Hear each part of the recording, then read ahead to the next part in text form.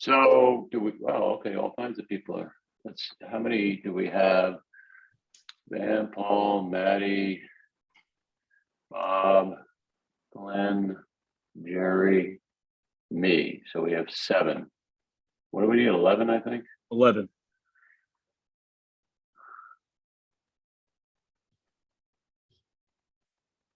I'll just keep repeating this all the way through. If you're a panelist from 420 Carroll or 300 Evans, please make sure your name is attached so we can identify who you are. I mean, it's okay to leave the 420 or 300 there. We just want to know who you are. That's all. Oh, Angelica, we have you too. Yes. So that's 1. Angelica is co-hosting with me. Yes, Sure. thank you. Thank you both very much. Yes. 1, 2, 3, 4, 5, 6, 7, 8. Okay, we have Hoyt Street then. 3 to go. No, it's only 6:29. Oh, I thought it was later. Yeah, no, we have. I appreciate everybody's prompt sign on. I'll say this at the 300 Evans and 420 Carroll. We're going to do the landmarks first. They should be brief. No promises, but I will do my best to shepherd those through so we can get to both your projects. We will do the Nevin Street first, since they came to us first. And hopefully it won't take long to get to either of you.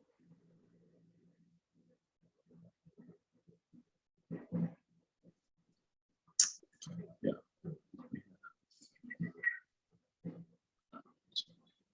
So, and that being said, at 420 and 300 folks, it might be a half hour or so. So bathroom breaks, dinner, cocktail, whatever you want to do.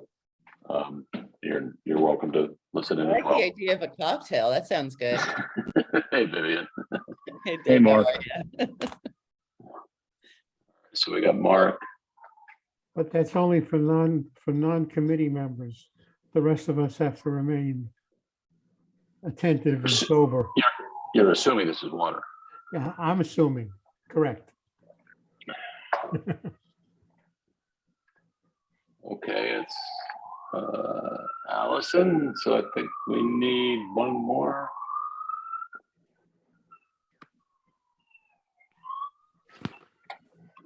Let me just count again here.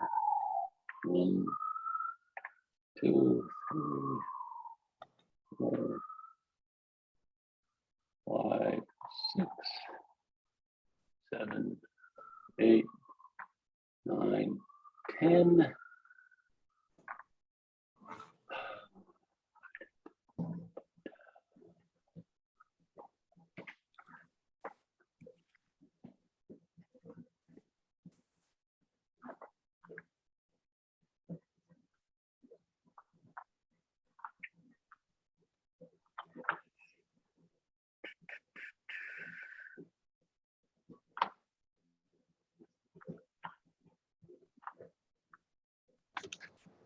For those who are just logging on, we're just waiting to get quorum. We just need one more committee member. And Daniel just came on, so I think we're good to go. Okay, so my name is David Briggs. I am the co-chair of the, well, actually, I'm not the co-chair anymore. I'm the landmarks chair, and I'm sitting in for Alex Scherenbeck this evening on the land use presentations. This evening, we're going to start with the 3 landmark presentations, and please help me review those expeditiously. We have a lot on our agenda tonight. Committee members, that's directed to you as well. Please try to get all your questions in one go. And then we'll go to the land use presentations. So we will start with 356 Hoyt Street, which is a certificate of appropriateness application, the Landmarks Preservation Commission to replace a front facade brick infill, windows with new windows and wood paneling, returning the entry door to the 1940 configuration, replace the north-south facade siding with cement stucco finish, and install new parapet walls and stair bulkhead on the roof. John Hathaway, are you presenting on behalf of your client? I am. Yes, thank you, David. Sure. And I have permission to share my screen. You do. Okay, Yes. great. And I just want to say one more thing, but everybody just mute. We don't want to, until we have to ask questions, that we don't want to catch random background sounds. Thank you. Go ahead, John. Okay, thank you. All right. Well, again, thanks everybody for taking part in this meeting tonight. I'll repeat that my name is John Hathaway and I represent the owners of 356 Hoyt Street in their application to renovate this building. We're converting it from a 2-family to 1-family residence. One of the owners, Annie Hillinger, is here present and available to answer questions if anything comes up. You're looking right now at a map of the Carroll Gardens Historic District, and our building is highlighted in black at the lower right-hand corner. And this building has an interesting and unusual history for the neighborhood in that it was first built as a stable, later converted to a mixed-use building with a store at the first floor and a residence above. And while we weren't able to find any photos of what this thing looked like when it was a stable, the 1940 tax photo shows the commercial at the first floor. The current configuration of the building, appearance of the building, is on the right here. We'll see later that the side facades are dramatically different than what is shown on this photo here. So over time, the store was converted, reduced in size, and then ultimately converted to residence. It was 1959 when the building became completely residential. And what we're, actually, I sort of skipped ahead a little quickly here. I just want to recap and say that while David outlined basically what we want to do, our top priorities for the project are to create useful outdoor space, because this building in its end block condition has only a 2-foot rear yard. And we want to substantially increase building efficiency. We are intending to comply with the 2020 Energy Code, even though for an existing building, we got a little bit of flexibility there. We're, just so you know, replacing the entire heating HVAC system with heat pumps, eventually solar panels will go on this roof, the roof of the building, but that's not a part of this application.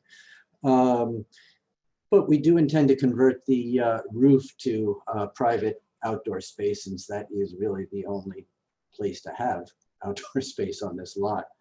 The building has a roof that slopes toward the front of the facade, to the front facade, and is partially echoed by the sloping parapet wall that you can see in the side photographs.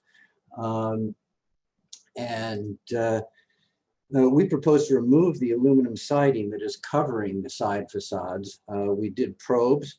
Our probes revealed that the brick had actually been covered with tar before the aluminum siding was added as some sort of a waterproofing thing.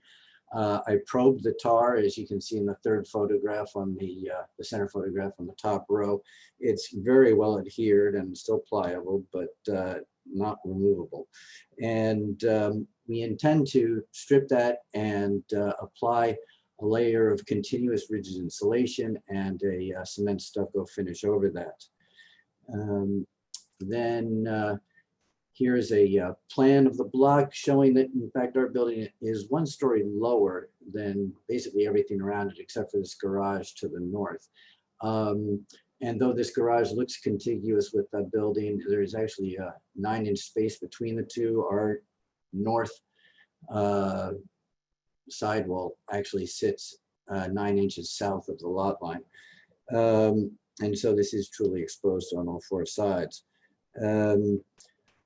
The yellow in here indicates a stair bulkhead that we intend to build, and that's better demonstrated in this three-dimensional massing diagram.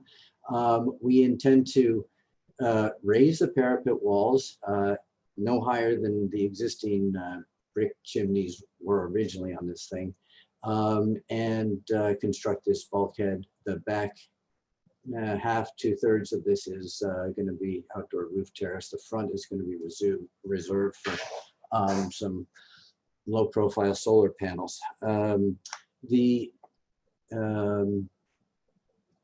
Let's see if there was anything else important to note here. No. Well, I do want to note that the parapet wall steps up and is raised so that from the north, the visibility of the bulkhead is completely blocked. We're also lowering the profile of the roof to further improve, reduce the visibility of this bulkhead. From the south side, by 2nd Street, it's still going to be visible, of course. There's nothing to do about that. It's up against the wall. But from within the historic district, it will not be visible. And the steps in this parapet wall mimic to a certain degree the stepping in the parapet walls on either corner here. And I've got photographs on that a little bit later here.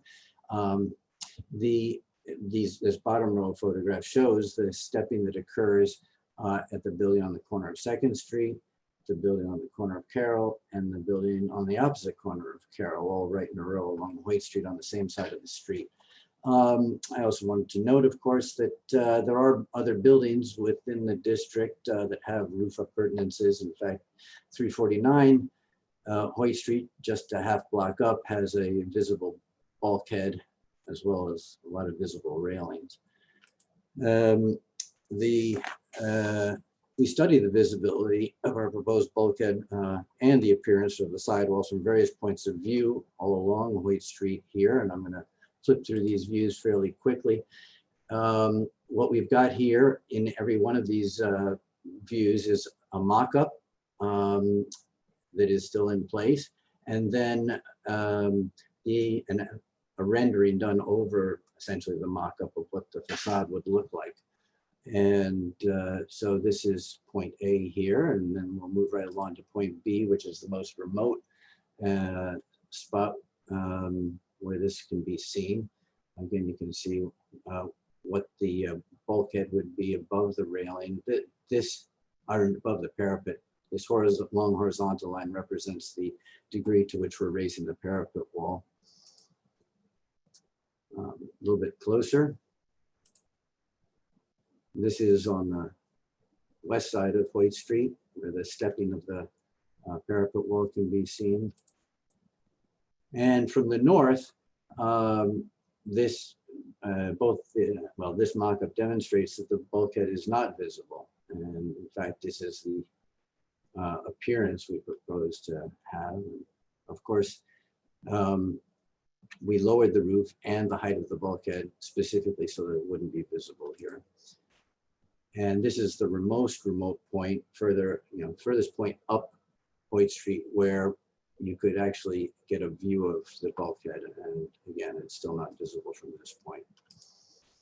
And this site section from that most remote location demonstrates that, in fact, we've kept it low enough so that it is not visible. And on the south side, you can see there's a overall 3.5 foot exposure there. The site section taken straight through the building and from a position E directly across the street shows that nothing is visible over the primary facade, the bulkhead, nor the stepping of the parapet. This red line dotted here indicates the line of the existing roof and how we've lowered it toward the back here. This is a view of the mock-up that we constructed at the roof. In the lower right-hand corner here is a material sample of what our bulkhead is proposed to look like. And this photo in the upper right-hand corner, it's important to note this board runs straight along the facade, but you'll see that the facade sort of peels away from that. That's because the Hoyt Street is at an angle relative to the rest of the block, and the facade actually hinges. The corner is 90 degrees, and so it's obviously meeting this angled wall, and that's why there's this splay off of here, and that I'll talk about again just a little bit later in the presentation. This is a detailed section of the existing building, again, with a dotted line showing where the lowered roof will be. So we're reframing the rear 2/3 to accomplish that. The proposed north elevation, we're removing the siding, we're applying stucco, and because this is an elevation, of course, the bulkhead shows up as visible or above that line. The rear, the only part that's subject to landmarks public hearing is this top section where the bulkhead is. We are changing some windows down below, but that's being handled at staff level.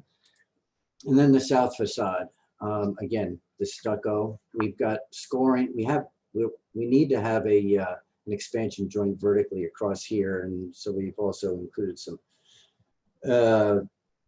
horizontal control joints in the facade. But it's important to note, and I will zoom in here just a little bit.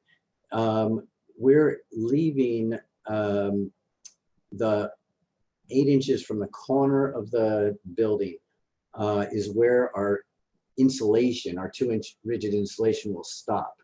The stucco will continue up to the corner, and I've got a detail of that in a minute, but this little strip here avoids the situation that actually happens on the building right now, where you get a funny frame around the facade because of the additional siding that is on there right now. So there's a step back to avoid that. And the parapet wall step starts where that hinge point is in the facade. And let me zoom back out here. At an existing wall condition, wall section with the furring, the aluminum siding. This is actually a detailed photo at the back corner of the house showing the 3/4 inches of furring and the 1 inch of aluminum siding. Our proposed section has a 2-inch continuous rigid insulation, and then the waterproof membrane and 3-coat cement stucco system. Now I'm going to return to this point E. This is a photo over of the front facade showing that in fact none of that massing is visible here.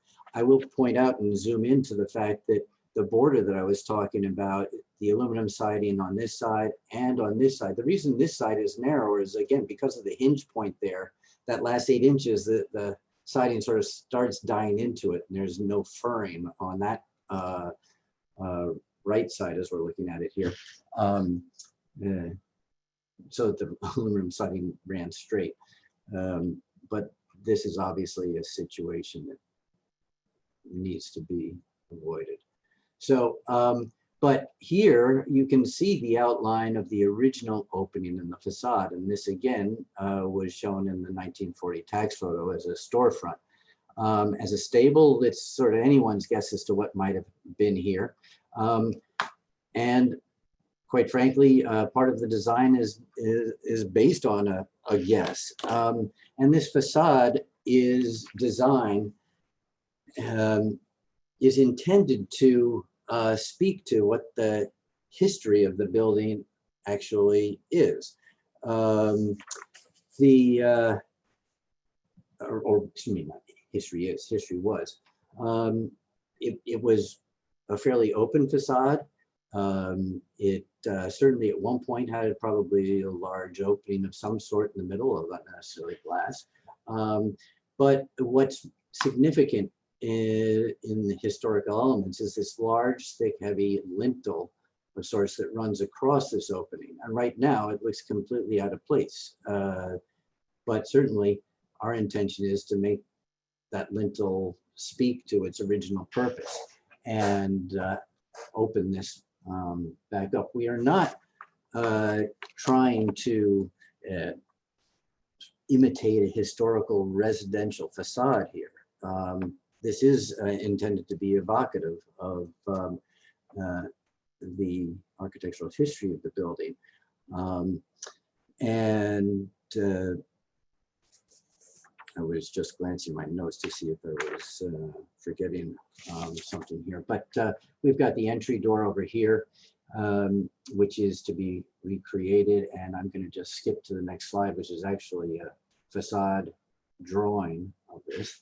There is a railing, but it's set way back here, and the bulkhead set back, so those elements aren't actually visible over the front cornice, just again to be perfectly clear about that. But we have the door is going to be reproduced to match the 1940 tax photo situation. And in fact, the vestibule door still exists in the building and matches that design. So we've got a working model. There's a wood pilaster separating this door area from the large glass and paneled area in the center here. And the windowsill line essentially maintains the windowsill line that was established back in this 1959 rendering. It provides enough privacy as a residence, but again, we're working toward recognizing this as a larger composition here. And we've got these vertical mullions, which I'll speak to in a minute, that run continuously from lintel to floor.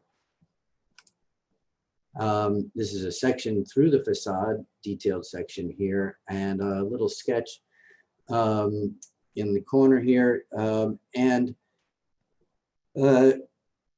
The sketch shows how the vertical mullions are used to inset the center section, the window and panel below 2 inches further in than the windows flanking the side, which further accentuates this center, or articulates, I should say, the centerpiece. In plan, again, we've got, this is the overall plan and a detail here where we use a wood mullion as a separator between the operable side windows and the center picture window. And then we've got this pilaster separating the doorway. We studied and documented the conversion of stables, carriage houses, commercial storefronts to residential use. A common characteristic in these successful transitions to residential is the maintenance and restoration of original facade openings. The function within these openings has changed, but they allow one to imagine what was once there. And again, that's really part of the goal of this design, is to imagine what was once happening in this building. I've got some floor plans here. Did I just skip a slide? I felt like oh shoot. Yeah, John, we don't need to see the floor plans. Okay, yeah, no, I was gonna skip through that to a rendered facade. This talks to the material use that we're proposing in the building. Stucco that is slightly tanner, browner than the red brick. We're looking to distinguish it, not match it exactly.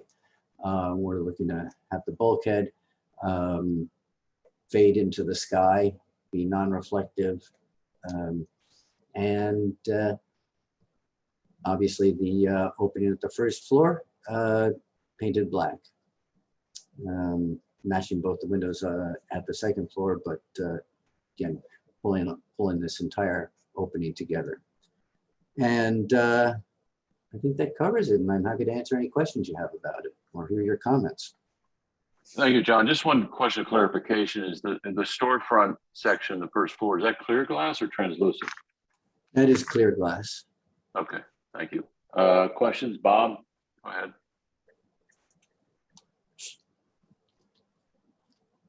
Bob, you have to unmute yourself. Sorry, you mentioned the front half of the roof going to be a solar array.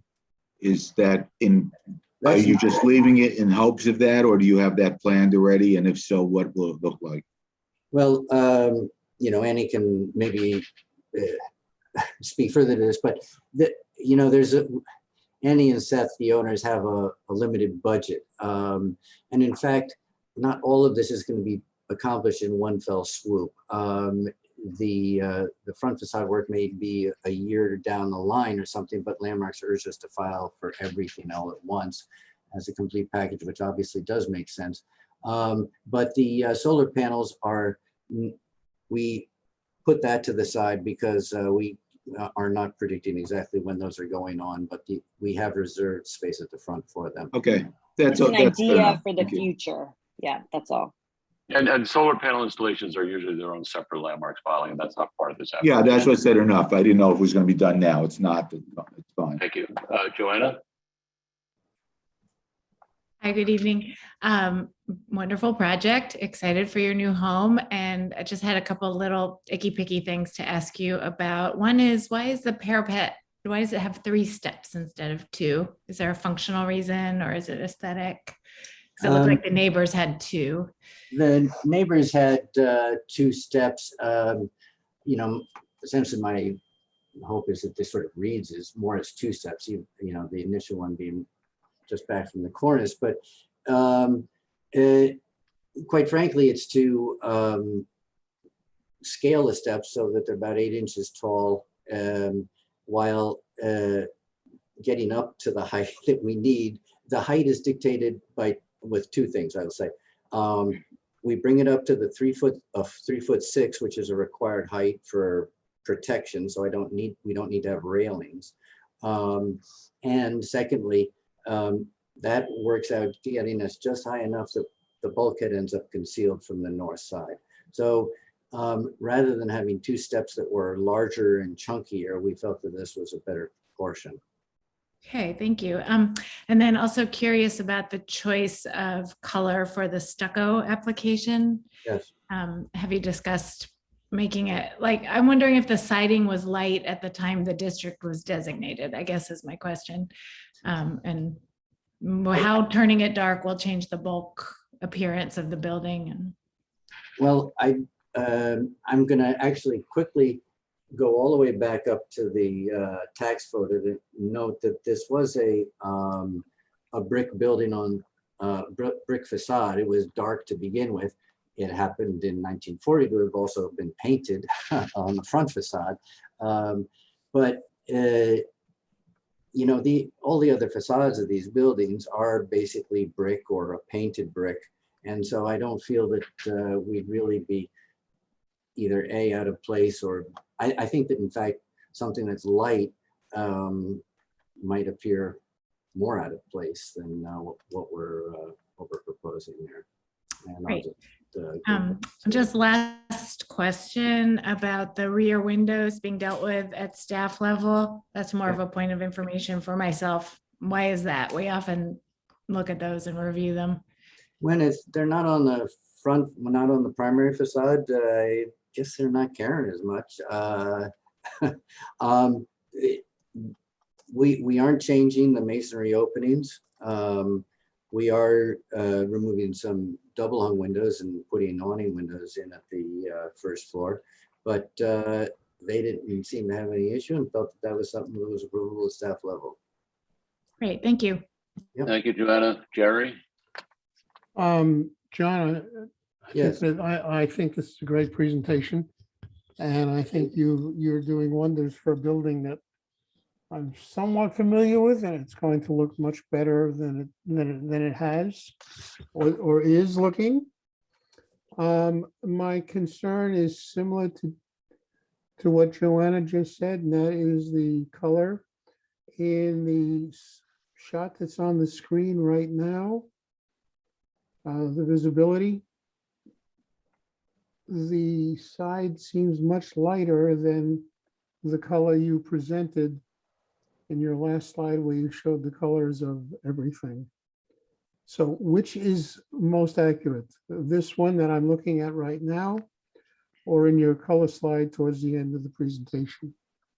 I would say that, hold on one sec, let me just get to this There one. you go. This is probably slightly more accurate.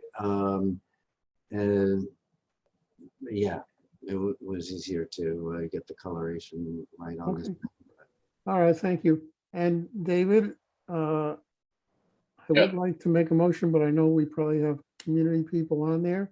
And I see we have another committee member who wants to make, have a question, so I'll come back to you, Jerry. thank you. All right, Van. Hey, thanks for the presentation. Just my comments also kind of echo the last two, but the reasoning's a little different. You know, with the climate crisis, lighter colored buildings are probably a better idea, just in terms of how hot they make things at the street level. And, you know, there are a lot of credits and incentives for solar panels. So hopefully the owners of this building will make that work, because more and more the cost of the panels is not necessarily the best excuse anymore to get it done. Thanks. Okay. Well, I'm sorry, we're not in the position to judge anybody's finances, so I mean, it's a fair point, but we're not in that position, and that's not part of our purview. Any other questions? All right, Jerry. I didn't see anybody from the public. Okay, my motion is to recommend to LPC to approve 356 Hoyt Street as presented to the committee. Without Do I have a second of reservation. that? I'm sorry, did someone say something? I'll second it, David. Is that you, Glenn? You're kind of Right. dark.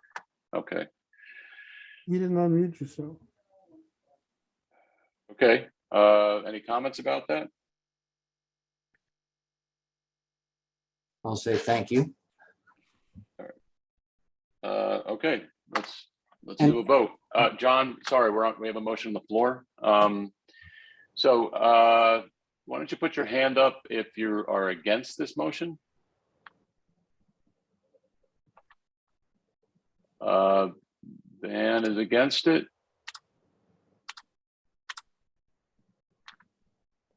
Anybody else? Okay, motion passes. I believe it's 11-1. Thank you, John. Good luck with the project.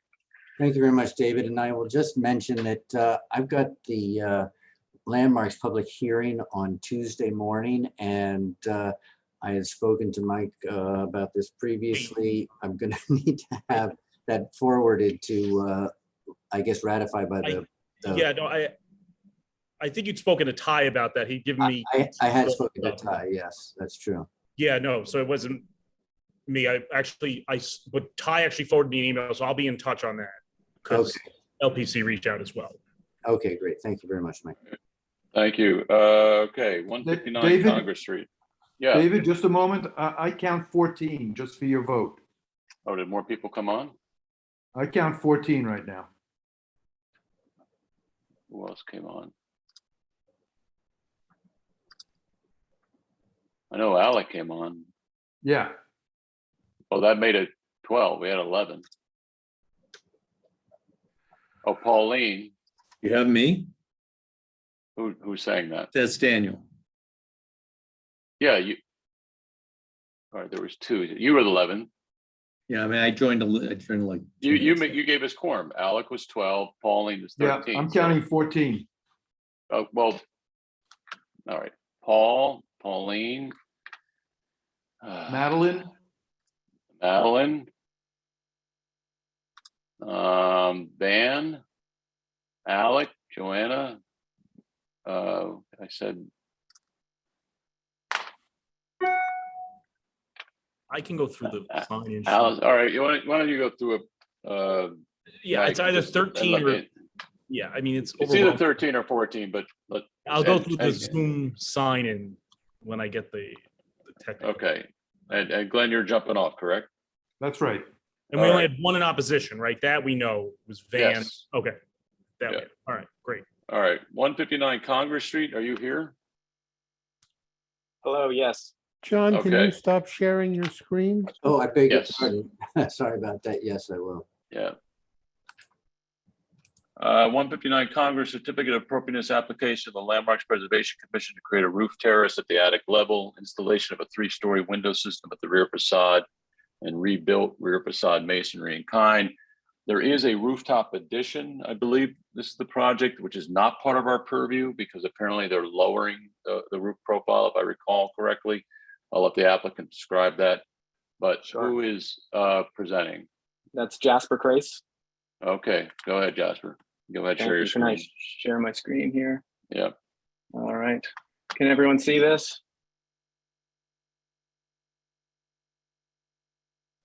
Yes, go ahead. We okay? All right. So, and just to clarify on your point there, David. So this, and you'll see in a moment in the building section, this is it's more of a roof subtraction than a roof addition. And I'll get to that in just a moment. So here we are at 159 Congress Street in the Cobble Hill Historic District. We have a staff level approval submission sort of going concurrently with this, but we're just going to be addressing the hearing items today. And the best way to describe these items is using the existing building section. So I've circled the sort of more steeply sloping roof at the front of the building, facing Congress Street and the rear wall. And that's really all we're talking about today. So I'm going to get into it by going to the next slide and giving you an idea of what I mean by that roof subtraction. We are modifying the size of a skylight on the roof as well, but we are taking great cares to make sure that is underneath all sight lines from Congress Street and both from Veranda Place across Cobble Hill Park. So here are the front elevations. You can see the front facade of this building is in wonderful shape. We're not really doing anything to it apart from replacing the windows in kind, which is not part of this presentation. But here you can see in the flattened drawing that you're seeing the window and wood siding of the exterior wall of the roof terrace, and you can see that new skylight that is sloping backwards such that it's not visible from anywhere. So here's the block plan. Congress Street being here, we've taken a few oblique views from Congress Street, which you can see here. And because this house is so tall, it's really difficult to get any kind of sense of what's happening on the roof from anywhere on Congress Street. But then I think the more important consideration is this sight line from across Cobble Hill Park, standing at that backside of Veranda Place. And you can see with the parapet and the height of this building, we are still keeping everything underneath that sight line. And here's what that photo looks like from the other side of the street here. I've sort of lightly highlighted our building because it's really difficult to see the roof of this building because of all of the trees in the park. So in the summertime, there's just absolutely no chance anything is going to be visible. And even when the trees don't have any of their leaves, you can see that the ridge line of the highest point of the roof still isn't even visible from back here. And that, Jasper, could you actually point to the building? Oh yes, sorry, it's this one here. Okay, thank you. I've lightly tried to highlight the building with a little gradient. So this photo on the left is also from Google Maps, and the camera on that car is around 8 feet off the ground. So if that camera is not able to see anything on the roof, it's highly unlikely that anyone else, unless you're a professional basketball player, is going to be able to see that. We did mock up the skylight on the roof, and as you can see from the photo, which was taken just this week, there's really nothing you can see with the foliage. But this is the sort of rough shape of that angled skylight, sort of taken from the steeply sloped front portion of the roof. And we are providing a roof access ladder on the roof terrace, which you'll see in the drawings in a moment. And LPC requested that we mock up the rungs of that ladder as well. So that's what you're seeing. Here are the existing conditions on the roof. There's not really a whole lot to talk about here.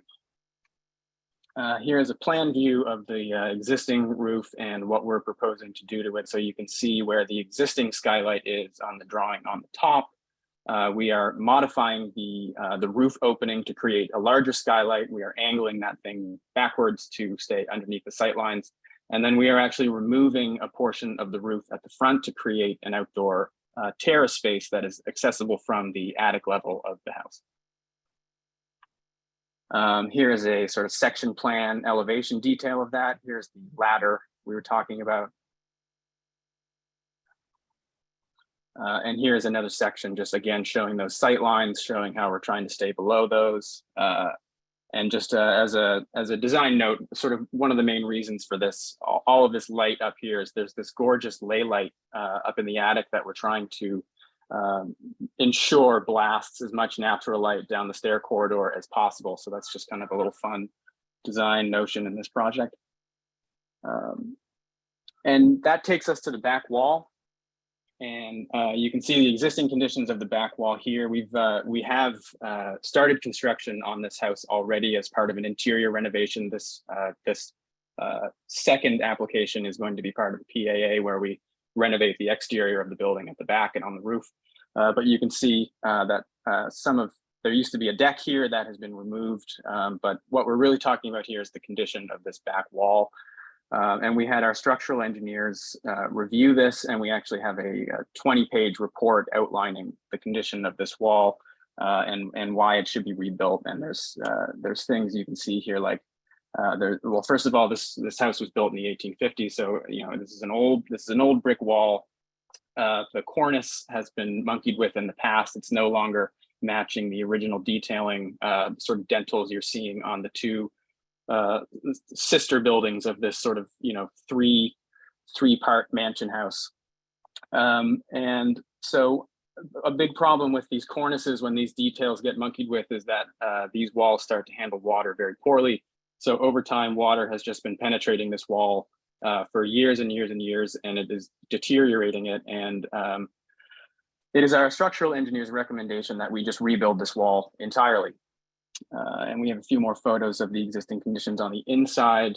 You can see down in the cellar, there is this sort of streak of water damage that's coming in on the party wall on the eastern side. There were some repairs attempted at the lowest section of this wall at some point in the past. We're not entirely sure when. But for the most part, all of the mortar joints on the inside are completely dusty. They flake away with ease. One of the most important problems we notice is that the interior mortar joint is almost completely deteriorated in most cases, and the wall is actually bulging out in several areas, which is very dangerous. And so here's what we're proposing on the rear elevation. You can see the existing condition drawn on the left and our proposed condition drawn on the right. We would like to take this back wall back to a natural masonry facade, what it would have been at one point. We are going to provide all of the masonry openings will be rebuilt in kind, apart from these windows here, which are on the primary bedroom level, where the owners have requested that we drop the windows down a little bit closer to the floor. So that is the only modification to the upper 3 floors of existing windows that we are proposing.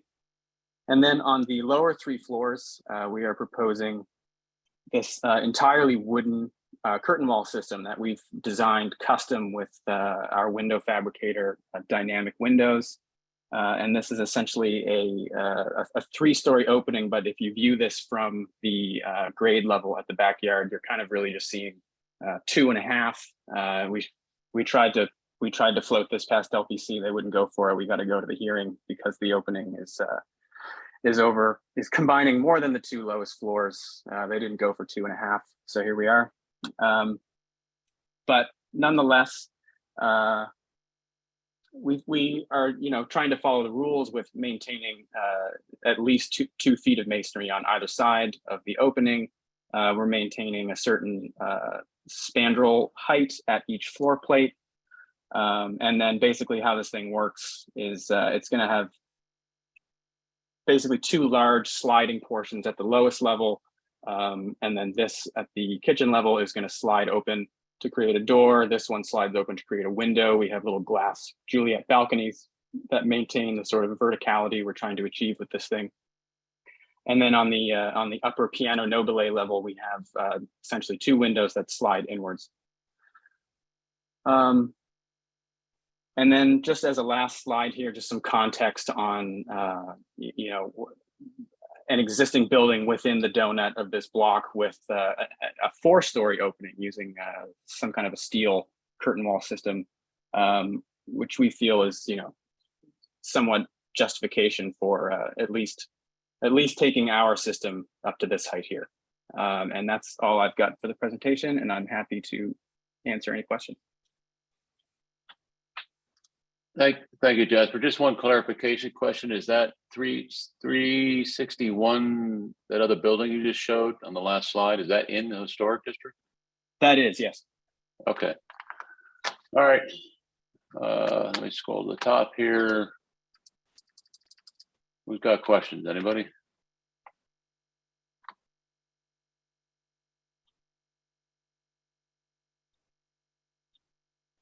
Jerry, go ahead. Can we go back to the rear facade, please? Yes. You said this is going to be a wooden structure. And it's all wood, well, except for where the glass is. That's correct. Is the wood going to be painted? Are you going to have any kind of finish on it? It's going to be painted protect it? black. Painted black.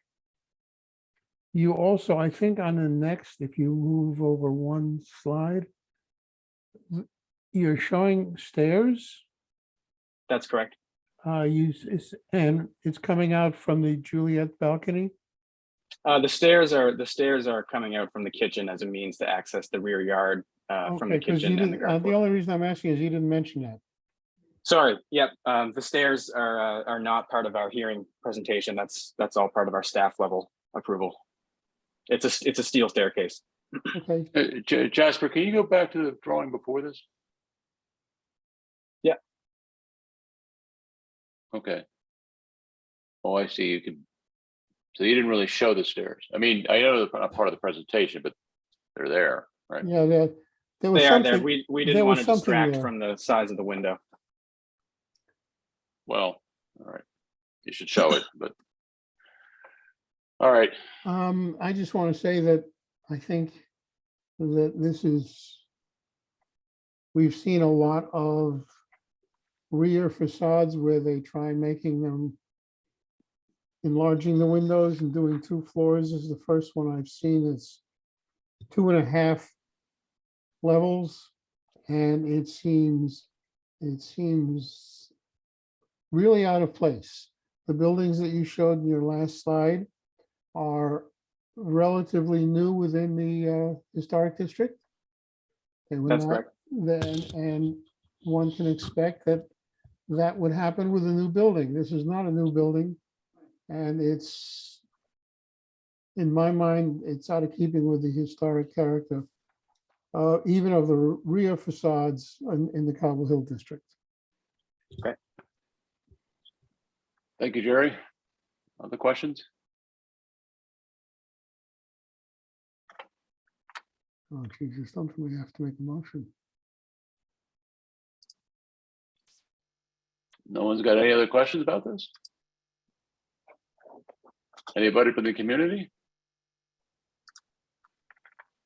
I just want, this is Daniel, I just wanted to clarify, so the lowest level in the back is, it actually continues below grade, the window is sort of. Yeah, so it's an English basement condition. So it's a cellar on the lowest level. So it's more than 50% below grade.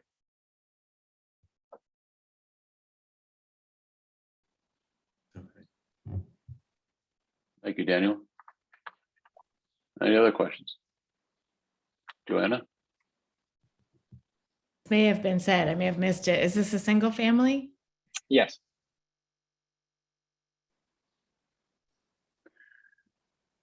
All right, Bob? Yeah, the way it's, the back is shown with the line across 2.5, makes it look a lot shorter. I mean, if you were standing in that backyard, you would be seeing, or anybody else looking, you'd be looking down as well as up, and you would be seeing 3 floors. And I agree with Jerry that that's too much glass in that area. Well, if I could clarify quickly here, that patio is essentially extending, this rear patio here, you can see it's extending around 15 feet from the back wall. And then the rest of the backyard, I should have a full plan of the backyard, and I do not. I apologize for that. But you're only really going to be experiencing the full height of that system if you're standing down in this patio pit. The rest of the anyone else in their backyard is not going to be seeing it from this same vantage point. That would be the owners only and anyone they have over. Okay, I don't agree with that, right, from what I can see. That's all. I mean, it's a matter of opinion, not. All right, Bob, do you have another question? No, that's it. I mean, he didn't have to answer. He was All right, answering my comment, which it wasn't needed. thank you. Any other questions?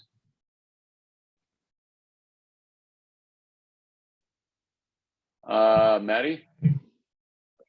Yeah, I'd like to agree with Jerry and Bob. I don't care for the back on this building. And as Jerry said, those other buildings he's mentioning on Henry Street, I know for a fact, having lived in Cobble Hill, those are newer buildings, even though they are in the historic district. And you try and, to differentiate. They don't want you to stick as close to some of the,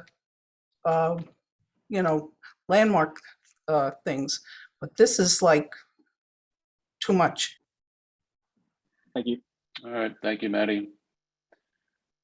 Any other questions? All right, Jerry, you gonna make a motion? You're I'm muted. going to try Okay. and make a motion. Okay. 159 Congress Street, recommend to LPC conditional approval. Condition is that the size of the fenestration on the rear facade of the building be reduced in size. It's overwhelming and out of character with the Cobble Hill Historic District. It's the best I can. Do you have a second on that? I'll second it. Okay.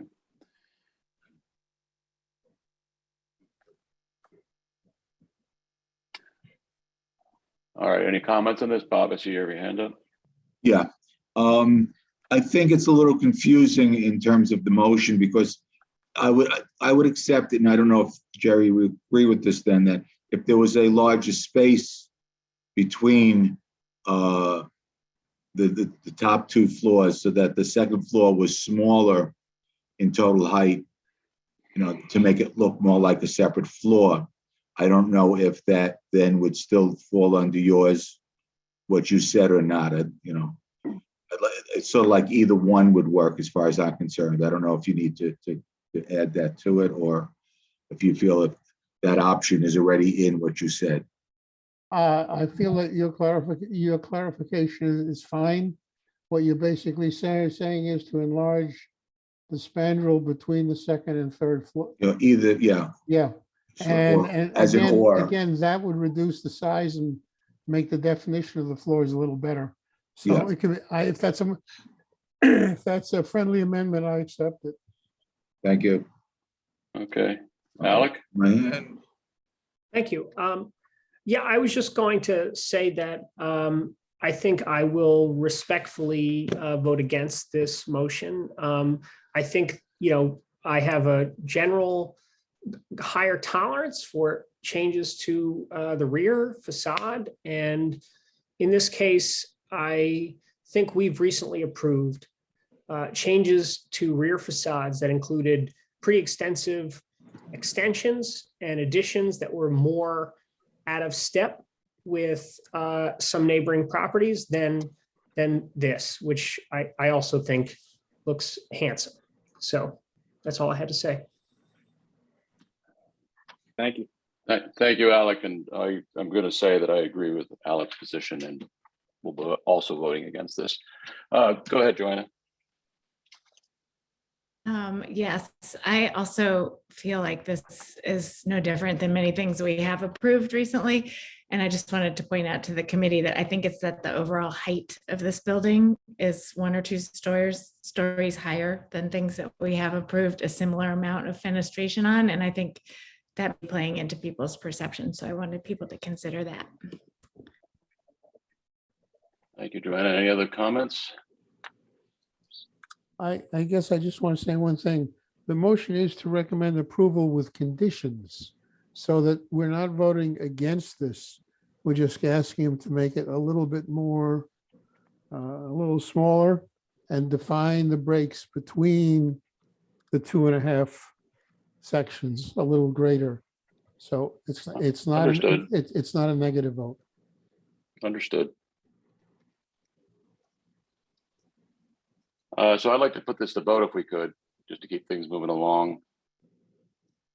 So those in favor of the motion, which is conditional approval, if the size of the opening, this tall opening in the back is reduced in size, and also, I guess, together with that, increased depth of the spandrel between the second, which I think they're calling the prima piano nobile, and the third floor. Put your hand up if you support this motion. 1, 2, 3, 4, 5.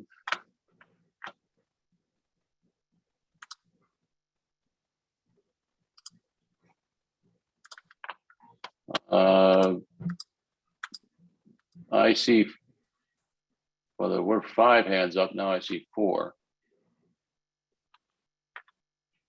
So Daniel, Maddie, Jerry, and Bob. Does anybody else have their hand up? Pauline? Pauline, okay, she keeps clicking in and out. All right, so. I don't know, I'm asking, I don't know, that wasn't. No, she did. She did, okay. It went away and then it came back. All right, so 5, 4, and then those who are voting against, those who just voted, please put your hand down. And those who are voting against the motion, please put your hands up. So that is, Pauline, your hand's up again. Thank you. So I've got Mark, Joanna,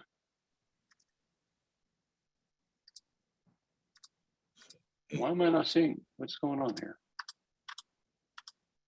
Oh, Van, Allison, Alec. So Angelica. Sorry, it's just hard for me to count, but this way this is set up. So 1, 2, 3, 4. Oh, Paul, 5. Oh, thank you. All right, 1, 2, 3, 4, 5, 6, 7, 8 against the motion. The motion does not pass. Jasper, David, I would thank make an you. alternative motion to approve the application as presented. Oh, okay. Fair enough. So I second those, everybody, was that you, Van? Yeah, thanks. Thank you. Oh, it sounded like Alec. Sorry, I'm writing and trying to talk at the same time. Let me just give me a second here. And second. All right, everybody, I'll put my hand down. All right, everybody who's voting for this motion, please put your hand up. 1, 2, 3, 4, 5, 6, 7, 8. Okay, makes sense. Everybody put your hands down.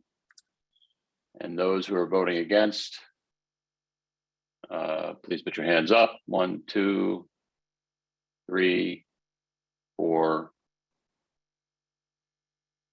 Bob, is your hand up? So it doesn't look as bad on the vote then. Okay, I can't, so can't get myself up to voting for it, but I'm not going to vote against.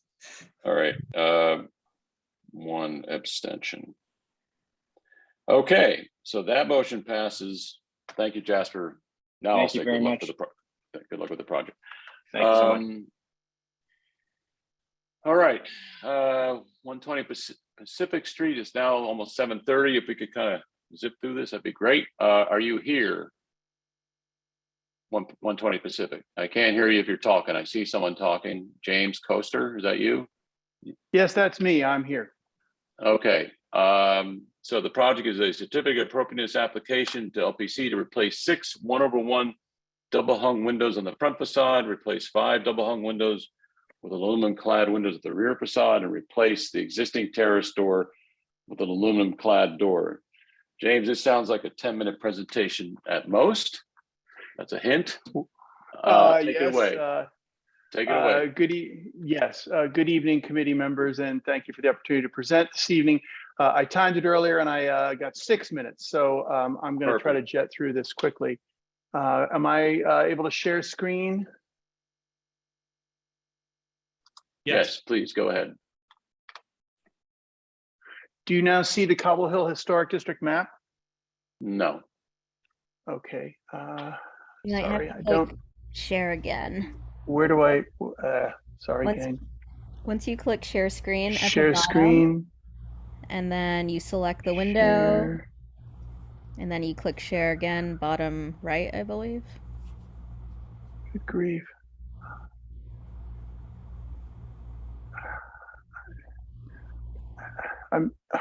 Gee. I thought this was going to be easy. I've got share screen at the bottom. Yep.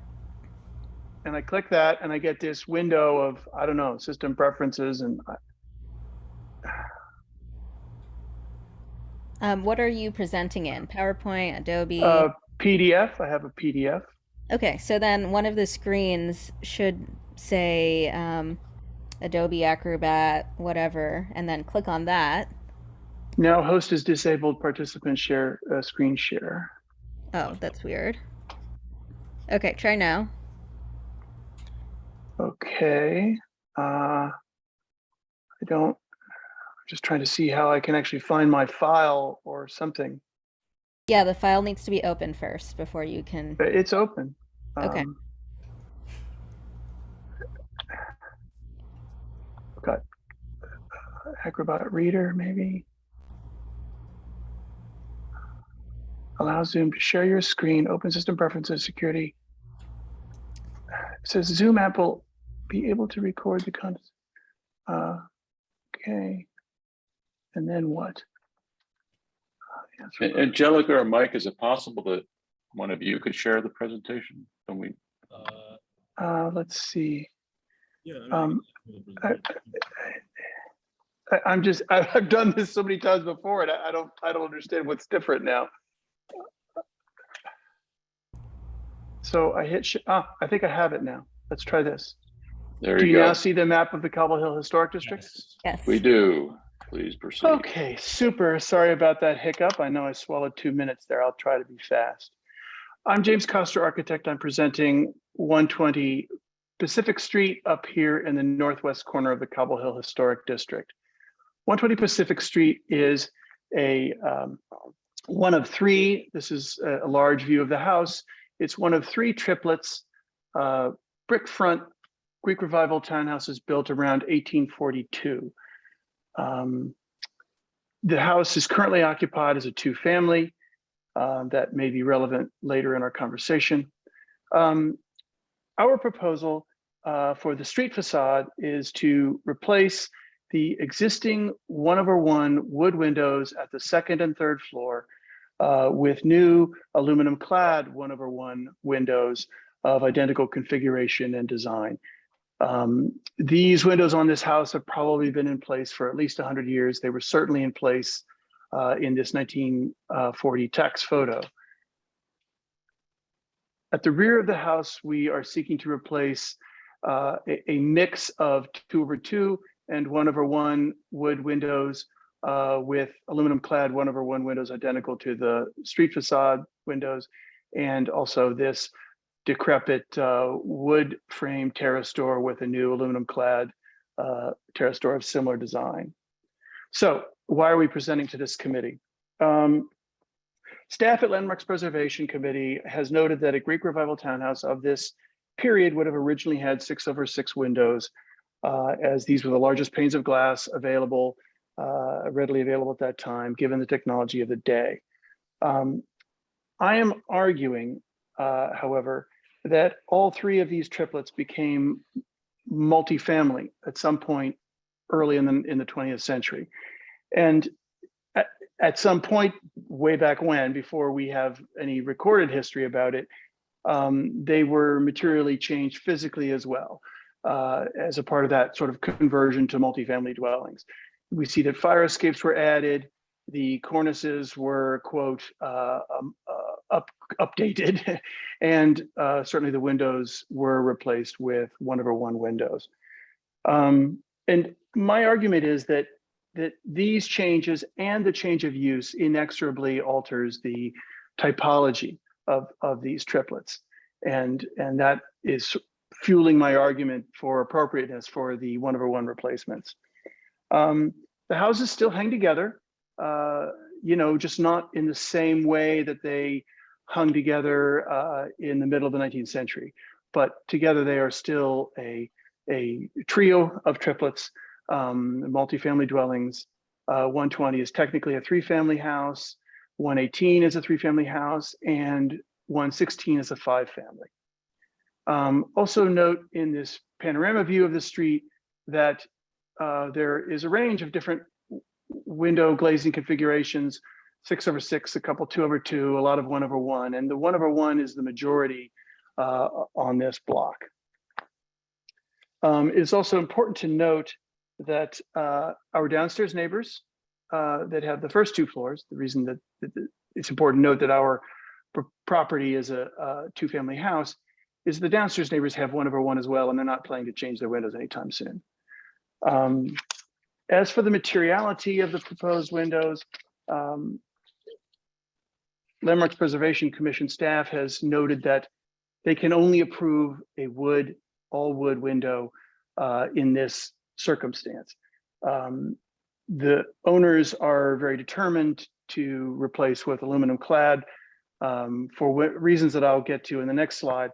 But I included this page of details so that you can see that great pains have been taken to make sure that we match and align the existing trim profile, the existing brick mold, the shadow line, the glass line between the existing sash and the proposed sash. Also in the jam view, you can see we've carefully modulated that space, a new piece of aluminum clad trim to make sure that we hit those shadow lines in the glass line. Also sort of in the same theme, where we see the existing all wood sill, it's a thicker sill than the proposed aluminum clad sill, but the manufacturer does make additional aluminum clad parts and spacers and so on so that we can build that sill up so that the shadow line on the sill is identical and the glass line at the bottom rail is identical. So why so adamant about aluminum clad? Well, these owners are seeking aluminum clad windows for reasons beyond the typical maintenance issues. As you can see in this set of pictures, the existing wood windows have all but been destroyed by the local squirrel population. This is all gnawing. The squirrels have attacked this house. They have chewed at the wood windows. We can see chewing and chewing and chewing. And needless to say, my clients are absolutely sick of this. And so we're very eager to see aluminum clad approved in this instance. Also noting that we're on the 2nd and 3rd floor and the profiles and silhouettes will be identical. So in conclusion, 1/1 windows will be appropriate in this context as all 3 buildings were transformed long ago to a more contemporary multifamily typology. Our proposed aluminum clad windows will be indistinguishable. Again, we are on the 2nd and 3rd floor. We're taking great effort is going into making sure that we align the trim and shadow lines and glass line with the original, with the windows that are here now. And lastly, the aluminum clad windows will be appropriate, even necessary, as a defense against local squirrels whose teeth never stop growing. So I will field questions. Thank you, James. One question and just one comment. Who, you said the window manufacturer, who are you specifying? We are using Marvin. The Ultimate series? Right, the G2 Ultimate, exactly. All right. I'm going to say the squirrel issue is irrelevant, just for the benefit of the committee. People have wood windows all over this neighborhood, including me, and I'm looking at them right now. So I don't think that's a defensible argument. Anyway, questions? Jerry, go ahead. Okay, did I hear you correctly saying that LPC staff wanted you to put 6/6? That's correct. And that would only be in half the house, correct? Correct. And they wanted those 6/6 to be wood and not aluminum clad wood. That's correct. Okay, thank you. Thank you, Jerry. Anybody else? Bob, is your hand coming up? All of a sudden you popped up on the list there. No? Anybody else with a question?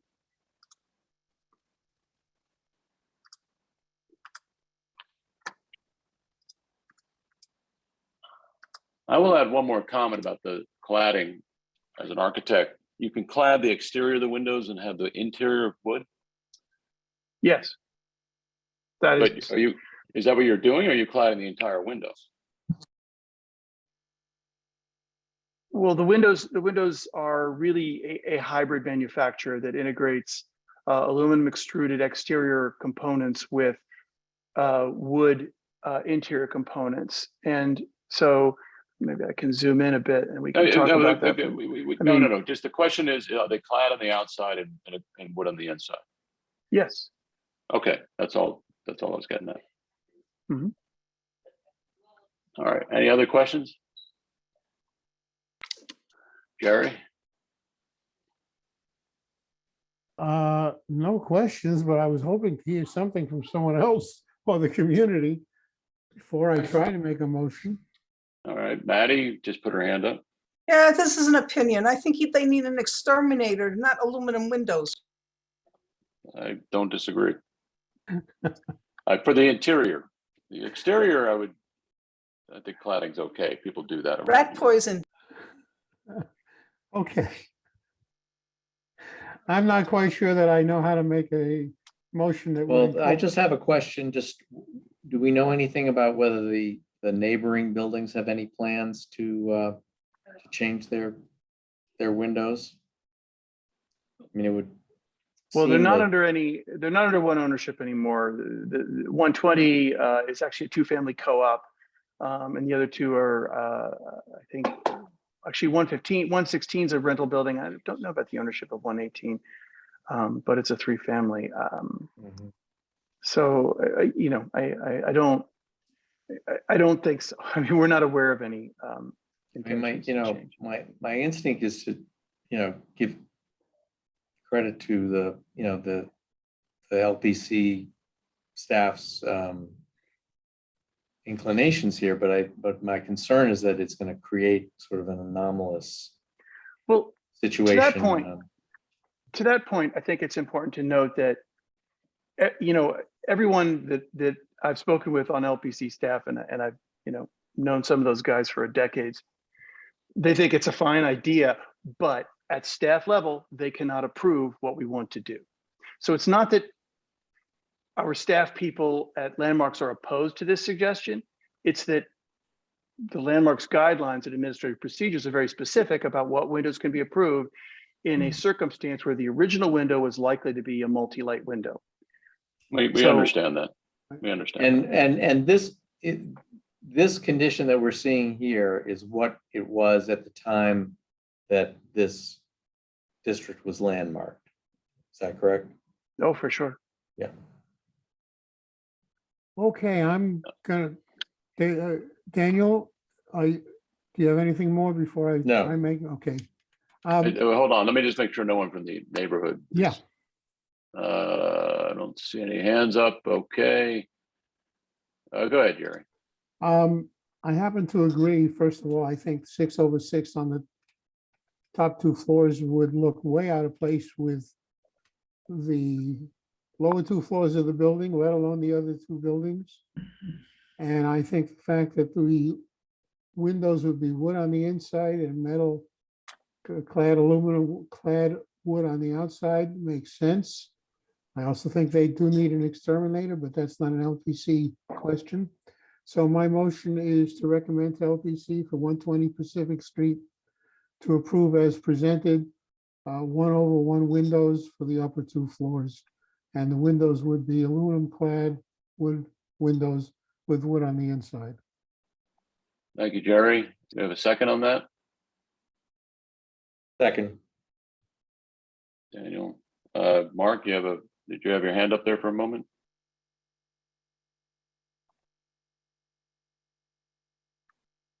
Okay. Just to second it. Okay, thank you. Any comments about this? Okay, anybody who's against this motion? Jerry, can you put your hand down? Can you put your hand up if you're against this motion? One.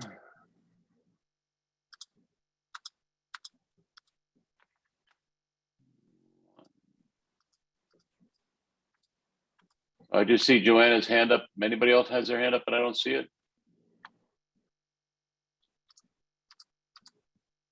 Great. Thank you. Motion passes. James, good luck with the project. Thank you. I have a request that isn't Who's part of talking? this. Bob? Bob, yeah. Do you still get the report? Do you get the reports? The minute, not the minute. I'm talking to you. Me? Yeah, Yeah, from Landmarks. I don't get them, no. Oh, What do you mean the reports? You mean their votes on the, once they go to public hearing? yeah. Oh, okay. I think I still get them. I'd love to know what they do because this is such an important precedent either way. No, Bob, on this one specifically, I'm happy to keep everyone in the loop on it if you. Okay, yeah, please. I'd like to know. No problem. Yeah, I think it's important for us to know how they do vote on it. Sure. Thank you. Okay, 420 Nevins. Karen. No, Yes. 300 Nevins, I'm sorry. 300 Evans. And Right. Karen, are you the one presenting? Yes. Okay, so folks, this is now the landmarks portion of this meeting. I know there's some public attendees who are here. Land use. Land use, yes. I'm sorry, Yeah. land use, sorry. For the public attendees, when you raise your hand, we will call on you. We ask you keep your comments to less than 2 minutes. And this is just informational in terms of some waterfront design that's been requested by the community for the rezoning, as part of the rezoning. So Karen, why don't you take it away? Feel free to share your screen and take us through it. Be efficient with your time, please. I will. I'm trying to find that PDF similar to James here. While she's doing that, here we go. Dave, I'm going to have to check out at about 8. Okay. All right. About 8 o'clock. Okay. And I have a question. Are we voting on anything on it tonight or is this informational only? This is just informational. Okay, good. Thank you. Hi, everyone. Thank you for having us tonight. I will be presenting the waterfront for 300 Nevins, open space. 1 second. Let me see why it's not moving. One slide about us. I'm working with James Corner Field Operations. We have done many projects around the New York City waterfronts, most notably the High Line, as well as Domino Park, and a couple that are underway, River Ring, just north of Domino, and Gainsborough Peninsula in the city. All have different relationship, varied relationship with the upland and the waterfront itself. Very excited to be on the Gowanus. We have not done anything on the Gowanus yet. Our site, 300 Nevins, is situated on the upper mid to upward the canal. The site is sitting between Union Street and Carroll Street. You could see that it's a kind of a 2-block stretch on the canal with Nevin Street on the bottom. President Street bisects that, terminate in the site. The site as it looks today is a sheet pile. I don't see a lot of it. It's kind of, there's fences all around. You see Union Street Bridge on the upper left. We're very inspired by the canal itself, the working character of the canal, the working landscape, the life that the canal had in the past. So looking at that, we came up with this ideogram, a concept for this waterfront that would be a kind of a dock, something that relates to how the canal was functioning, with a place where it is flexible, as well as these kind of barges that come and go, if you will, and create these rooms on the canal. The site plan, as you see it now, kind of reflects some of these. We worked very closely with city planning and came up with this waterfront. You could see that there is about 30 feet shore public walkway along the waterfront. The apron is a lush stormwater garden with the idea that it collects some of the stormwater from the site. There is a pathway. The gray area is the promenade, if you will. It's a 10-foot clear pathway. You could see these barges bisecting the what we call the dock, if you will, the gray area, with varied furnishing and ways to activate and socialize on the site. So if we start from Union Street, you would come up elevationally, it's just a little bit lower than you're ascending into the site, I should say. Everything is, of course, ADA. On Union Street, there are no stairs. And you seamlessly go from the sidewalk onto the site. And there you will have art pieces. Of course, you're flanked, everything is flanked with furnishing and planting and trees. That terminus of the first, what we call this kind of a barge shape, will be a swing porch, so multiple people can sit on that and view the sunset and so on. Moving on towards Carroll again, the second, what we call barge, will have a social sitting with small tables. The third one has a kind of an opening to the below. Each of these barges is lifted above the planting. You will see in a minute the views. So kind of creating these little moments of balcony-like, where one is above the stormwater garden. Moving on towards Carroll more, nearer the buildings, we have movable sittings. There is a narrow path that takes you down with stairs. Carroll Street is lower, it's at elevation 8. And so the dash line where the path is, that's a ascended path that is ADA compliant. So it's a sloping path.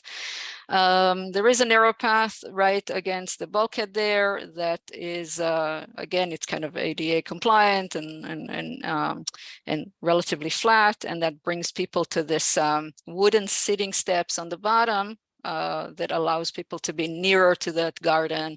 And also this area has some sitting steps attached to it, and you'll see in a minute.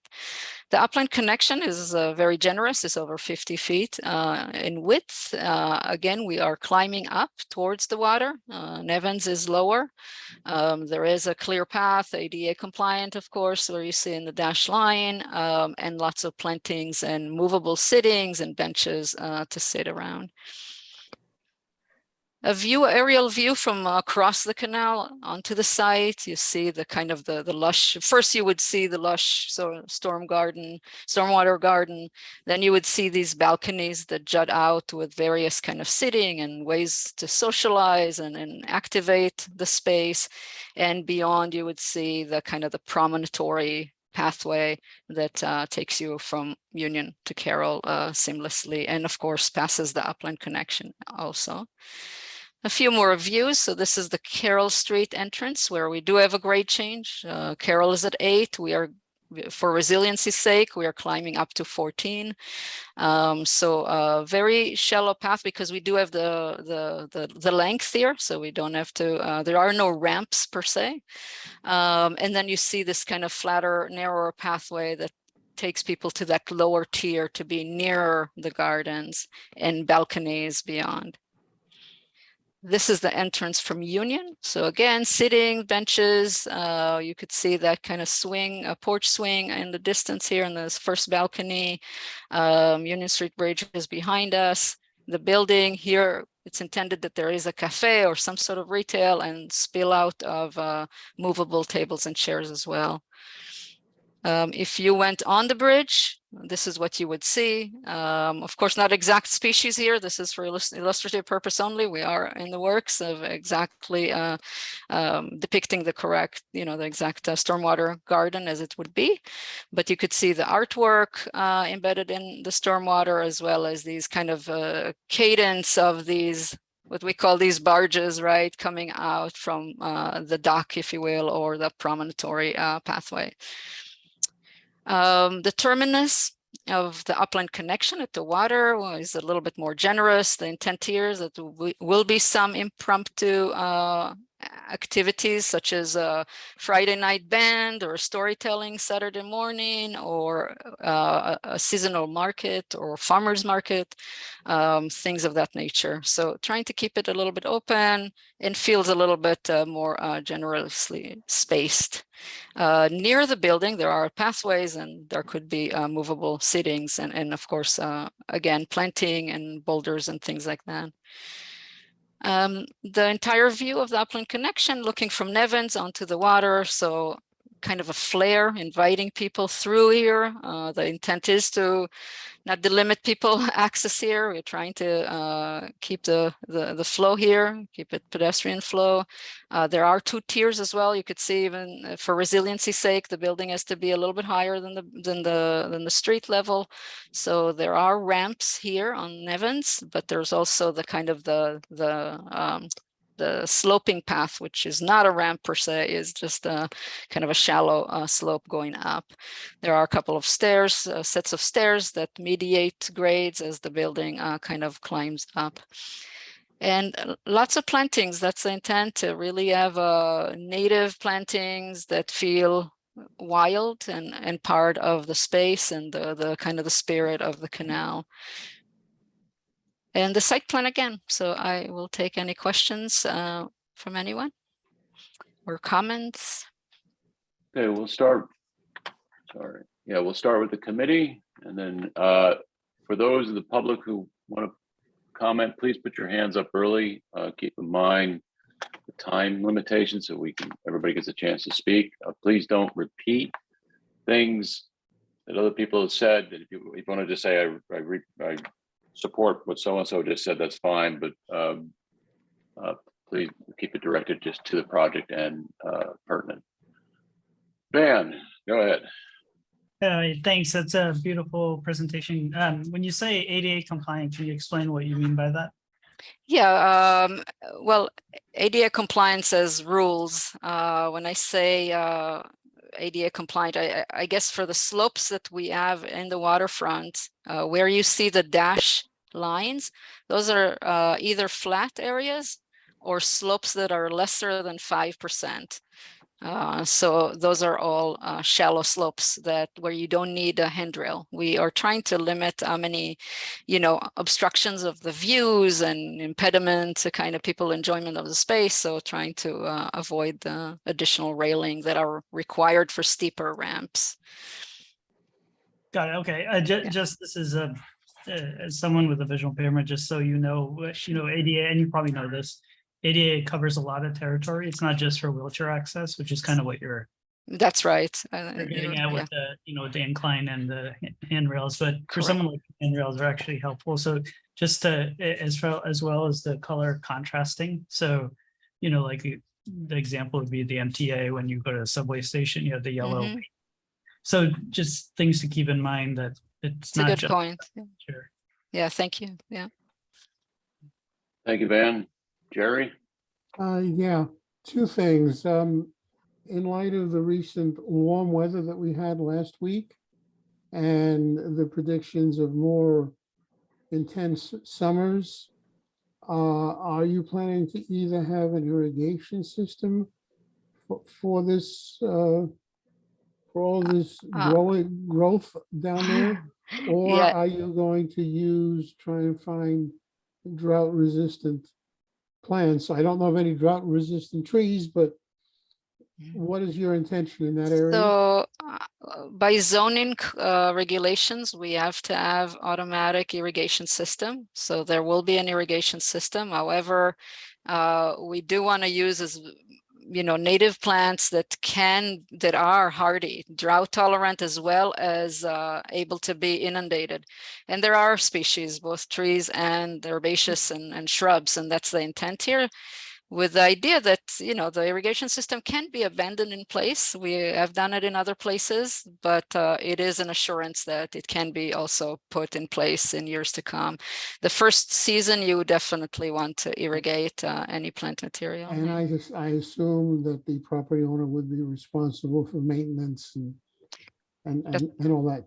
That's correct. Right. I have one other question, and that is if you go back to the Union Street, not that one, stop right there. No, go back one more foot, right. I'm looking at the bulkhead wall. That's not sheet piling. That's very nice brickwork.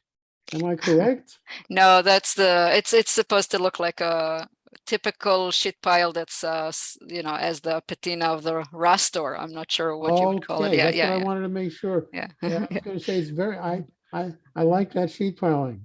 Very decorative. Thank you. Sure, you're welcome.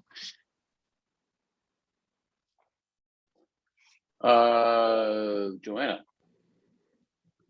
Hi, sorry, I'm having connectivity problems, but I caught most of the presentation and I've really enjoyed your spaces around the city. I'm really excited that you got this high profile spot along the canal to show your stuff. I'm just wondering about coordination, integration with other projects along the canal. We did some discussing of that during the approval process for the overall rezoning. Talked about how we'd like to see a little bit of continuity along the waterfront, and I was curious what conversations are happening at the design level. So I think, well, we're kind of first in this area at the moment, as far as I know. But there are elements in the zoning that mandate continuity, which we are abiding by. We're not seeking waivers for light fixtures. The lights, as you see, will be the light fixture that's been decided upon. The guardrail also will be something that is a continuum. Other than that, we are, of course, as far as continuity, we are connecting. We are allowing a connection to the abutting waterfronts. So crosswalks, there will be an added crosswalk at Carroll Street. Union Street, I don't think there'll be a crosswalk straight from the promenade, but there will be a straight vision sight line to the next, to the next waterfront open space. So that's what we've been doing. We're trying to set up a palette here that is kind of a grittier, that relates more to the canal. And this is not Gainswort. This is not another, space in the city. It's not the East River. So trying to find a palette that really resonates with that kind of a working landscape. And hopefully, as more projects come online, hopefully there's a kind of a palette that emerges. Yeah. So, thank you. Sure. I'm going to ask, good night, Daniel. I'm going to ask a question about ingress and egress from the canal. I know the community board, and I guess maybe the CAG has passed a resolution on this about, how people get out of the canal if they fall into the water, and how people can potentially launch canoes or kayaks if they want to go into the water. Is there any opportunities here for that? So at the moment, we don't have any launches. If somebody falls into the water, there are regulations as to providing ladders and things of that nature. There is an opportunity to maybe put something at Carroll here, but it's not in the plans at the moment. We did see the master plan. We saw that there was a boat launch. We investigated a little bit, but it requires a vehicular way. It really took over quite a bit of the waterfront for those uses. So I think at that moment it was sort of decided to really give it more to pedestrians and and pathways that are clear for people to enjoy. So okay. Okay. I'm not completely satisfied with that answer, but I fair hear enough. you. Yeah. So Seth, wait a minute, Seth, are you, your hand's up. Can I ask a question from the public, or is it still? Not yet. Okay. Not yet, because someone else, I will call on you, but Owen has had his hand up. Is there anybody else from the committee who has a question? Pauline. She just stated the fact that there will be no vehicular traffic. What about emergencies whereby you might need an ambulance or you need something to take somebody off that walkway? How will emergencies be handled? So where you see the dash line along the waterfront, so from the zoning perspective, it's a 10-foot required clear path, but it's in fact a 12-foot path. We have a clearance of additional 2 feet. And in conversation with FDNY, we've cleared it out that an ambulance could in fact drive here. And we also cleared it with our civil in terms of the turning. As you see the kink, the one kink there near Carroll, it's soft enough for a vehicle, for an ambulance to drive through. Yeah. Okay, thank you. So I'm going to turn it over to the public. Owen, I don't know if he needs to be promoted. Owen, just keep in mind it's 2 minutes once you're promoted and we can hear you. Ready to go. You can hear me now? Yes, go ahead. Thank you. So my name's Owen Foote. I've been involved with the design and conversation of the Gowanus Canal for the last 25 years. And one thing that we've heard again and again is that our public spaces be usable and enjoyable by the public. This space doesn't do any of that. First off, all of your movable furniture, expect that to be in the canal in the next year and a half, because all of the movable furniture so far at the water's edge is not there. It has been tossed into our Gowanus Canal, and our canoe club has had to pull it out. Second, our community board asked for vibrant open spaces that would be enjoyable, used by the public, things like community gardens, dogs runs, play spaces, enjoyable areas, and what you've given us is a walking surface. So my suggestion is don't build it. This is not an amenity space. This is nothing but a front lawn for these new residents to look out on, and there won't be anyone there, except there is a user that will use this. They will be the teenagers who are either there tonight, they'll be there tomorrow night, drinking, smoking, because there's no one else around. It is a dangerous space. It is fortunate that our city continues to approve such horrific designs despite the great wishes of our community board. Where's our shade structures? Where's our dog runs? Where's our community gardens? Where's our play spaces? Where are our spaces that we could actually enjoy?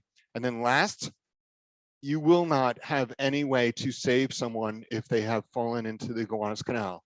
Not only do you not have a walkable surface at the water's edge for the first responder to jump in, you have now presented another landscape barrier for them to transverse, and then you haven't even provided a safety access ladder, and it's not required. And sadly, our developers, they know this. When this is going to happen, expect a lawsuit because somebody fell in and could not get out. Thank you very much. 2 minutes. Thank you, Owen. Karen, you can, if you want to. I'll respond briefly on, I hear you on that. So that's why we are trying to create that terminus on the upland connection wider and more available for events and things that would fit into the community. One.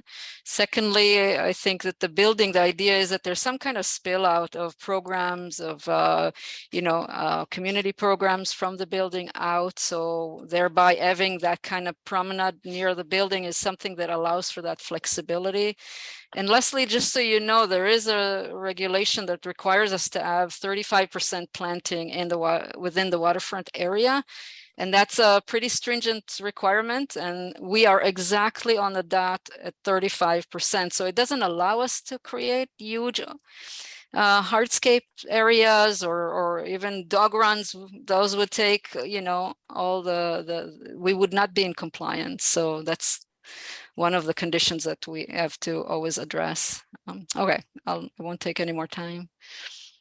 Thank you, Karen. All right, Seth, you want to go ahead? 2 minutes, please. Sure. Yes, along those lines, I mean, it's sad that you only have 35% to work with because, as you know, this is at sea level.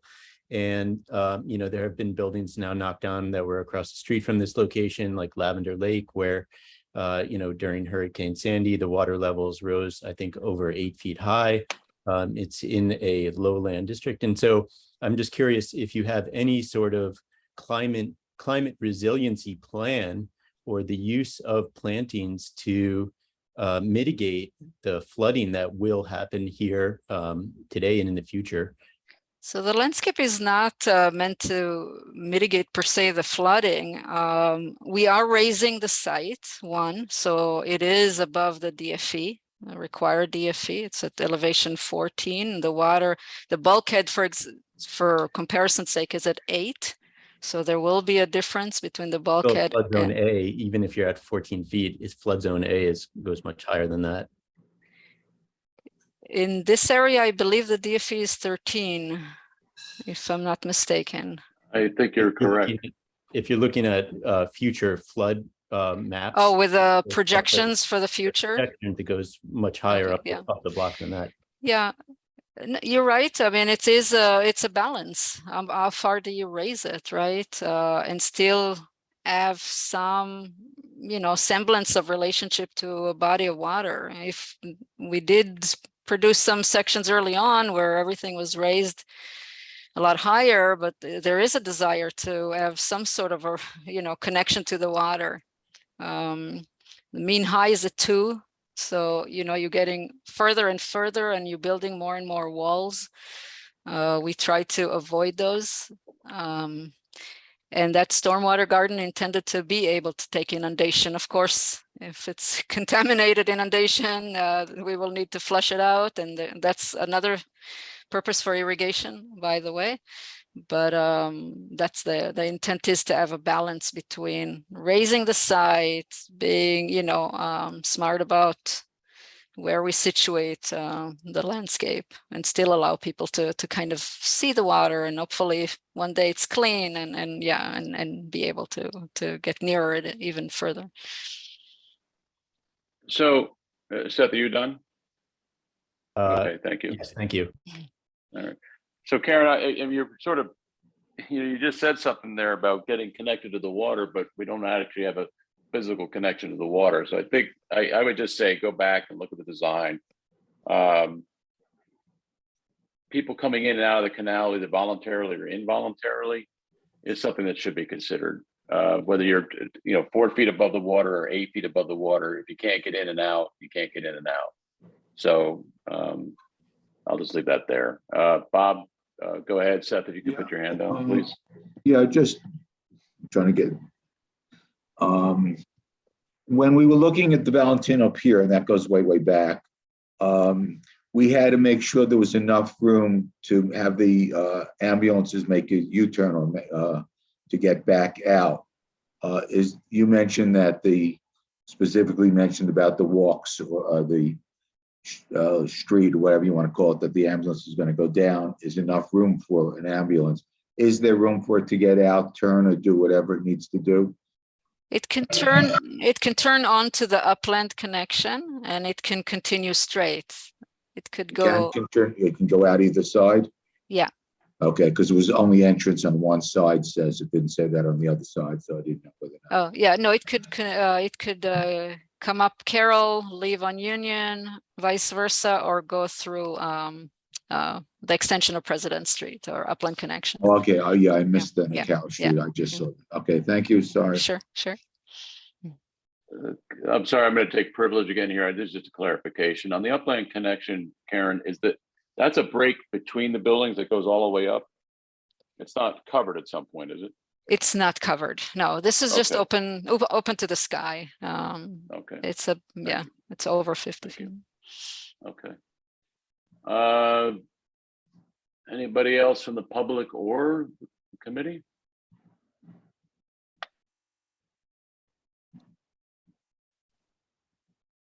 I guess not. Oh, wait, Joanna? Last minute question, I'll just give verbally. There's some trip hazards on the High Line that have gotten me and my family a couple times. There are places where the pavers rise in a very visually pleasing little curve, but if you're not really paying attention, you can slam right into them. And I'm wondering if you've taken that into account with the design of the barges, the barge elements here. Yeah, the barges here are flush to grade. We're not trying to lift them. They're flush to grade on the walkways. They're only act as, you know, little balconies, so they are above the plantings, but not the pathways is flush. There are flush, yeah. It's just a material change. Thank you. Sure. Anybody else?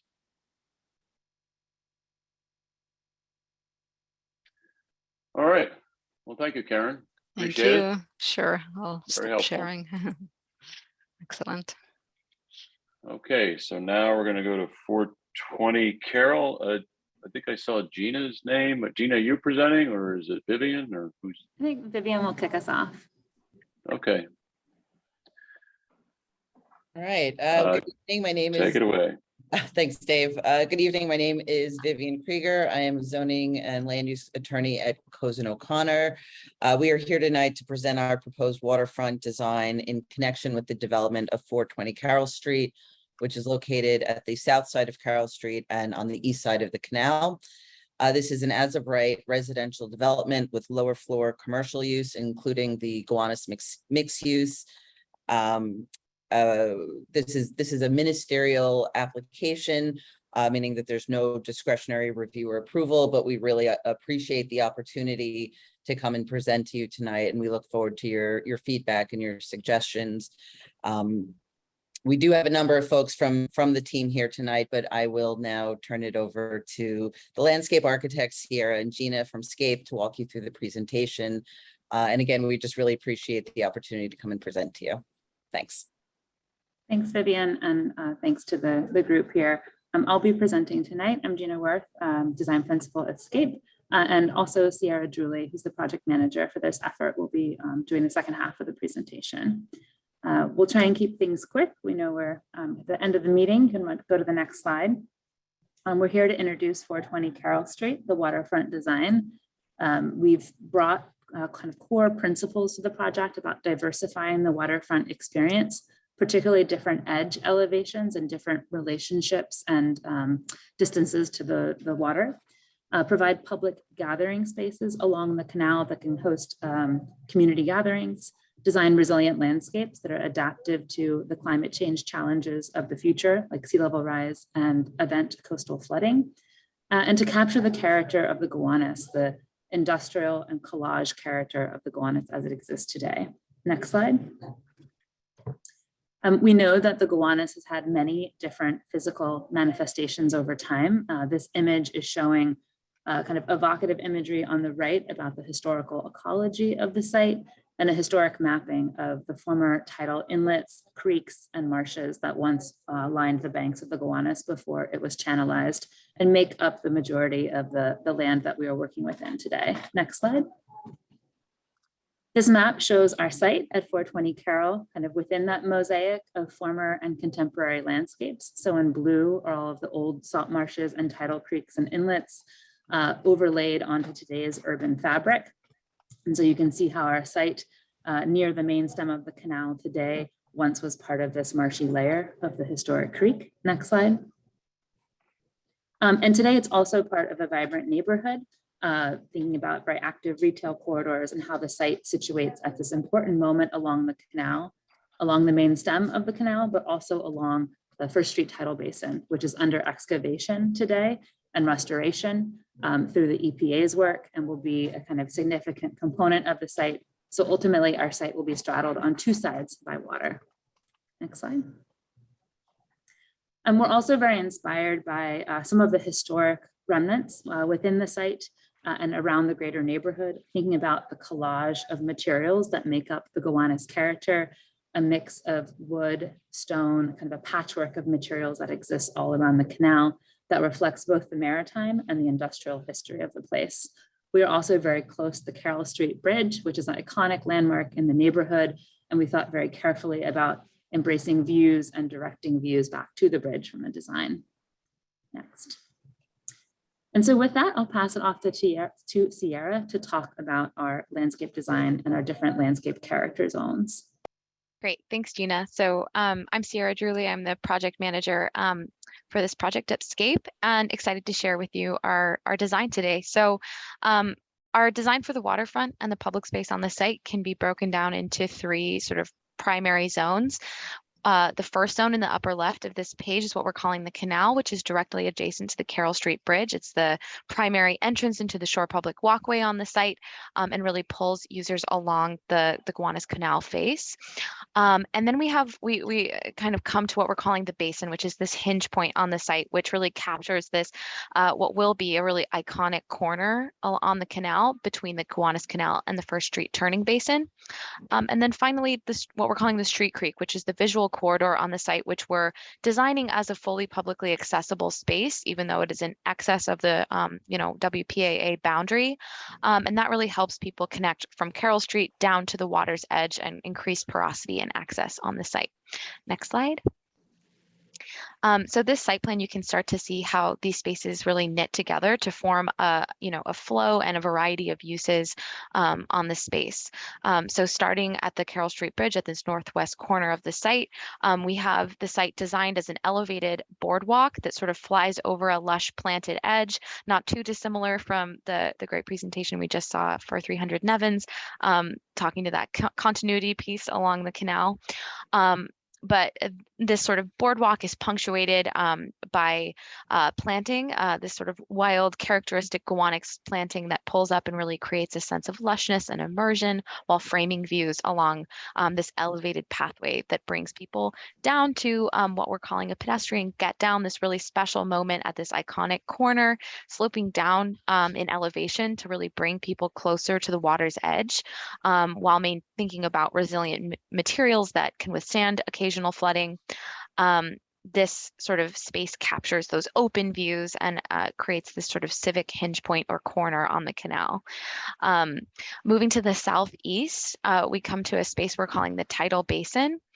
So the sort of concept for this site is a vast sort of swath of planting that can actually accept occasional tidal inundation and thrive as a sort of restored tidal ecosystem piece of the site, which threads up towards Carroll Street through what we're calling the street creek or this visual corridor, which is sort of interspersed with seating and more contemplative, intimate spaces that face the retail edge and pull users and connect users back up to Carroll Street. So next slide. We can dive a little bit closer into some of these spaces with some perspective views. So this is that canal space right off the Carroll Street Bridge. You can see how that elevated boardwalk kind of pulls out from the retail terrace adjacent to the building facade and frames some of those great views down the canal while providing moments for social seating and shade under canopy trees. Next slide. This is a view of that basin moment, so this sort of iconic corner at the canal.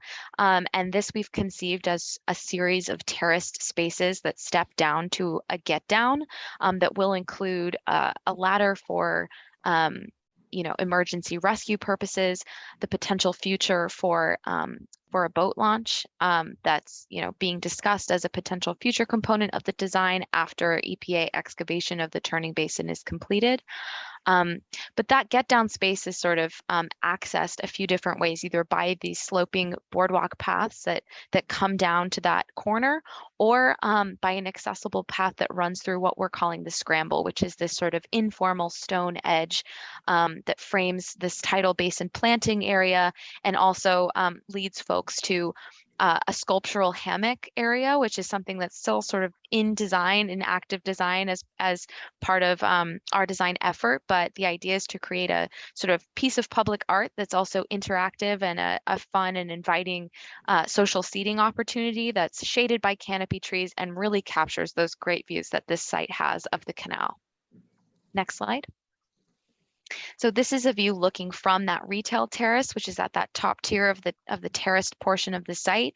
Looking out across, you can see the sculptural hammock feature there to your right in the image, the scramble kind of flowing down to your left, and those views of the canal opening up ahead of you, sort of framed by all of the stepping planting down to the get down. Next slide.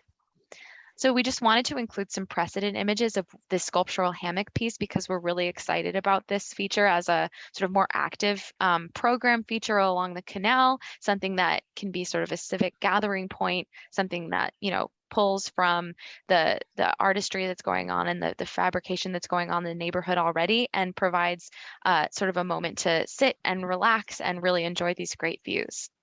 Next slide. And then here we're looking from that elevated pathway, and in this image, the turning basin, the First Street turning basin would be directly behind you.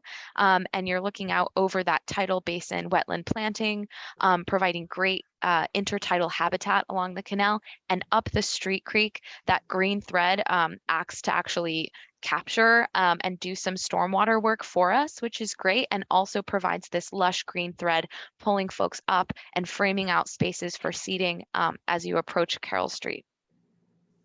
Next slide. Oh, that's it. Great.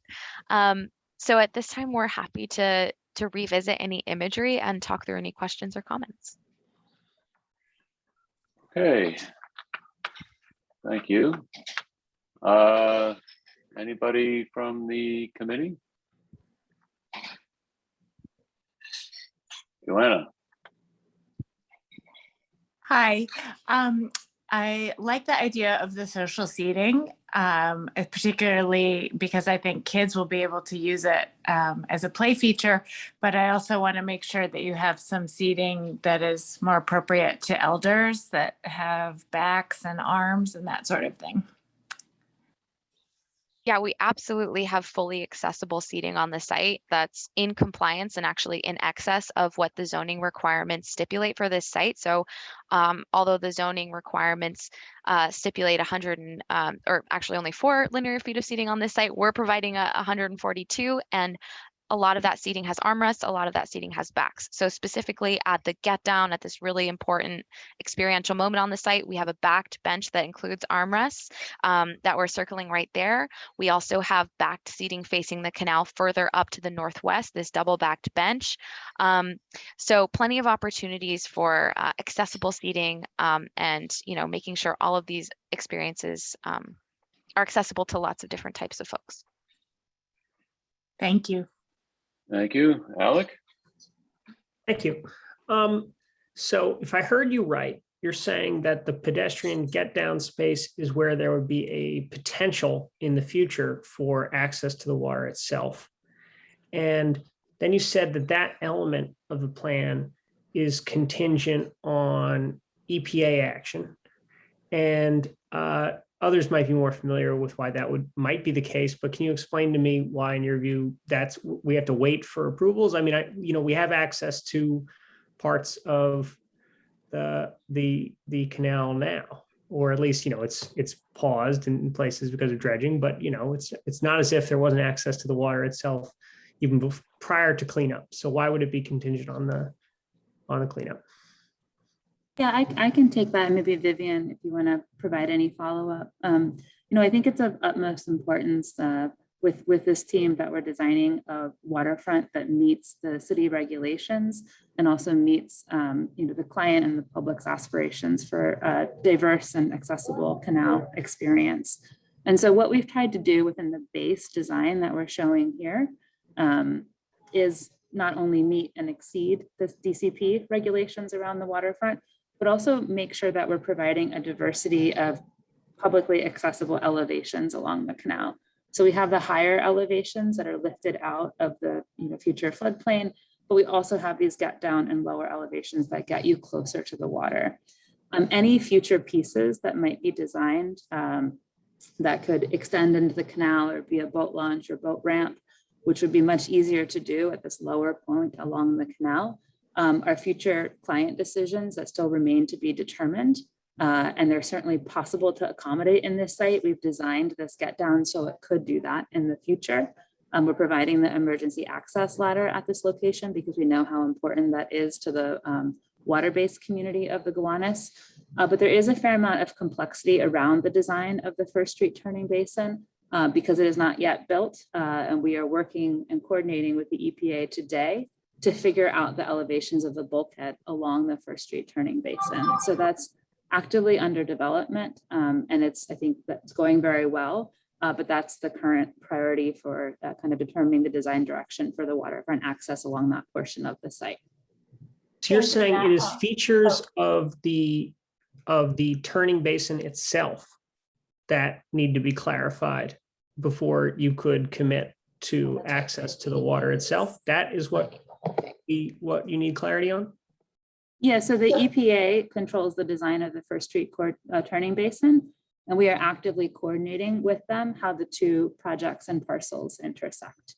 And so that's an ongoing process, which is going positively. And it seems like all the things that we're trying to do here and show here are possible. If I could just jump in for the applicant. Sorry, my name is Rachel Scott. I'm with Cozen O'Connor, with the Land Use Council here.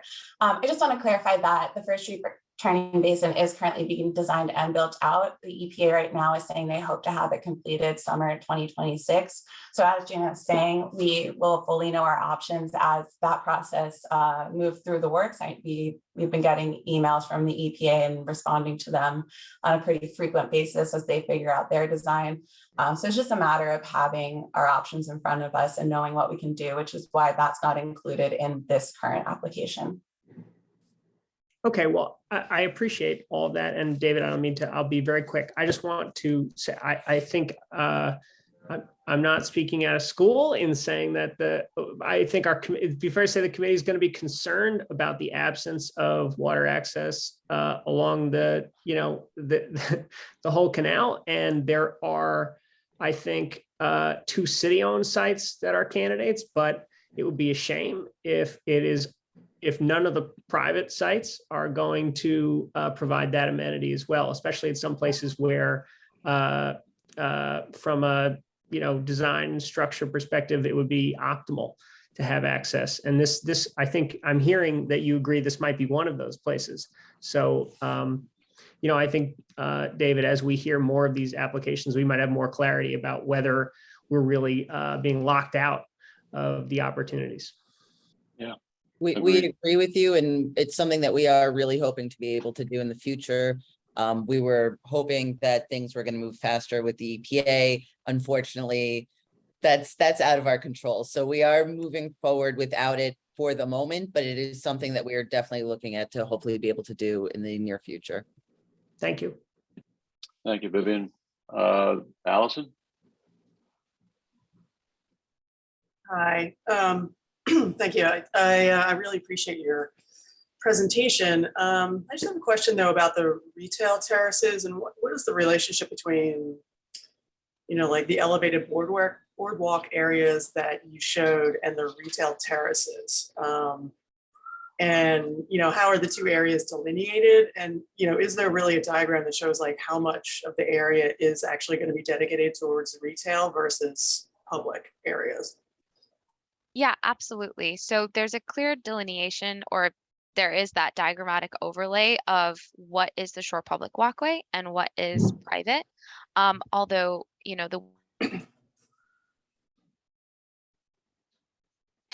Where'd she go? way that we've designed the spaces is such that these, oh no, really? Yeah, you cut out for a Well, minute. maybe. Oh, am I No, back? you're all right. You're back. Yeah. Okay, sorry about that.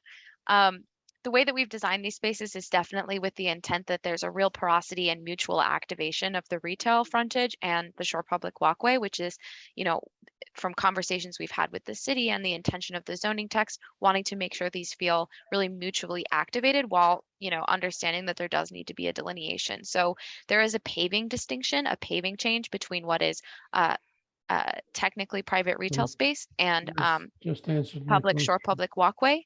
And so those areas are distinguished by a Not to paving have change. this retail people invade. Hold on a second. Jerry, we can hear you. All right. I'm sorry. Go ahead, Sierra. But they are coplanar and flush and intended to be used by the public. And, you know, the retail spaces as they're designed are designed to feel, you know, as part of this sort of coplanar waterfront experience. And okay, and is there a diagram that kind of shows roughly the percentage of the private retail versus the public areas clearly? Yeah, we don't have this as part of this. I can pull it up if you just give me 1 second. I'm just going to stop sharing for a second. Thanks, Rachel. Let me just scroll to it. Apologies. It's in our main drawing set, which is a little bit hard. And I'll just note that, you know, as part of the waterfront access plan, we are providing about 2,500 additional square feet of public space in excess of what's required by zoning, in addition to creating this publicly accessible street creek zone in the visual corridor. So, you know, we've really tried to think about how this space can feel as public as possible while maintaining sort of leasability for the retail tenants to ensure we have this active retail frontage, which we know is super desirable to create, you know, an active, safe, lively waterfront. Apologies, I'm having trouble loading the drawings. It's a huge file. Oh, yeah, Rachel, if you want to do that later, that's fine. Yeah, maybe you could send it as a follow-up. I would appreciate that. Sorry about that. Right. Yeah, we can send that along. All right, Gary. Excuse me for having my mic open before. I thought it was closed. No worries. It's happened to all of us. Quite all right. Allison's question actually answered, she asked something, part of what I was going to ask. But in other instances where I've been to other cities where they have quote waterfront access and retail, there are a number of places where the retail operation sort of grows and sort of crosses the boundary. And thus the real public space is subsumed by the retailer who's there. And I'm hoping that this design will have more than just a paving delineation, some kind of, not looking for a fence, but some kind of physical way of delineating so that no matter when or how long from now it is, that the public portion, the walkway for pedestrians and people and whatever remains open. I've seen it too often get gobbled up. And I'm concerned about that. And I liked your pictures that you showed about the hammocks and the other apparatus that could be down there. But please make sure that it's vandal proof, stuff like that. Owen Foote talked about those chairs in the other presentation. And it's something that in New York City has a tendency, especially with the history of the Gowanus Canal and everything. I would not like to see anything that is really just like a hammock with rope. And then the maintenance question comes into how many times can you replace it in 1 year? So in your design, please don't forget about maintaining it and making sure it stays for an entire season. Thank you. Thank you, Jerry. I'm going to go over to the public now. Mandy Spishak Thomas. She could be, or I'm assuming it's a she, promoted. Go ahead, Mandy. Hi. Yeah, you nailed it. With my last name. I just wanted to mention something with both this one and the last one. Just thinking about sort of like continuity along the canal. I'm not sure this is like either, I'm not sure this is your purview necessarily, but thinking about the park that exists on the other side of the canal at like 363 Bond Street, the Gowanus Waterfront Park.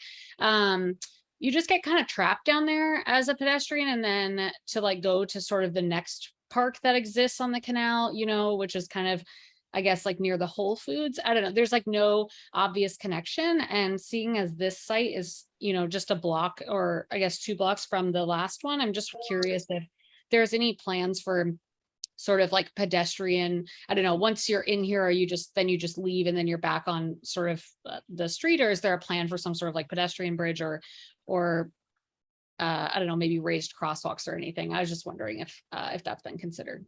Thanks. Thanks. Thank you, Mandy.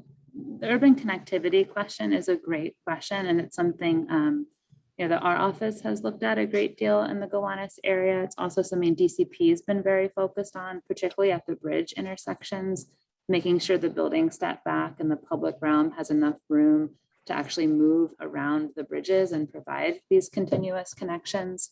The entire siting of the two buildings in this project, leaving that Nevins extension kind of open and creating the opportunity for this landscaped, publicly accessible street creek, has also been about trying to prevent that dead end condition on this site within the canal.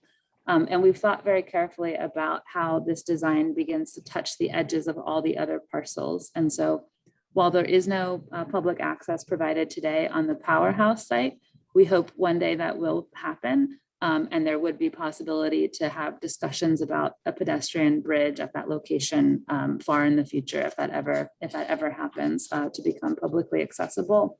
We also know that the city zoning enables the creation of a public walkway along the northern side of the First Street tidal basin.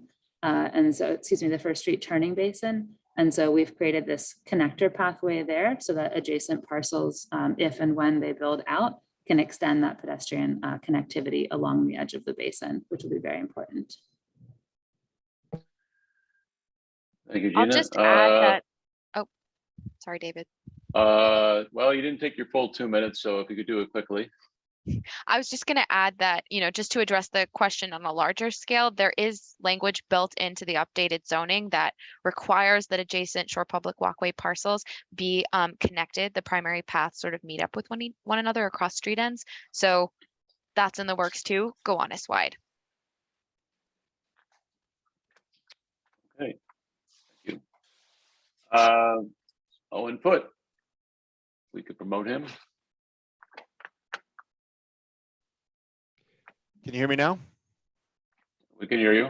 Thank you. So I'll start off with 3 compliments. First, of course, if you can accommodate a safe use of the waterway, thanks for a ladder, but recreational boating, I think, would be a wonderful amenity for the residents of this new project, and thank you for considering that.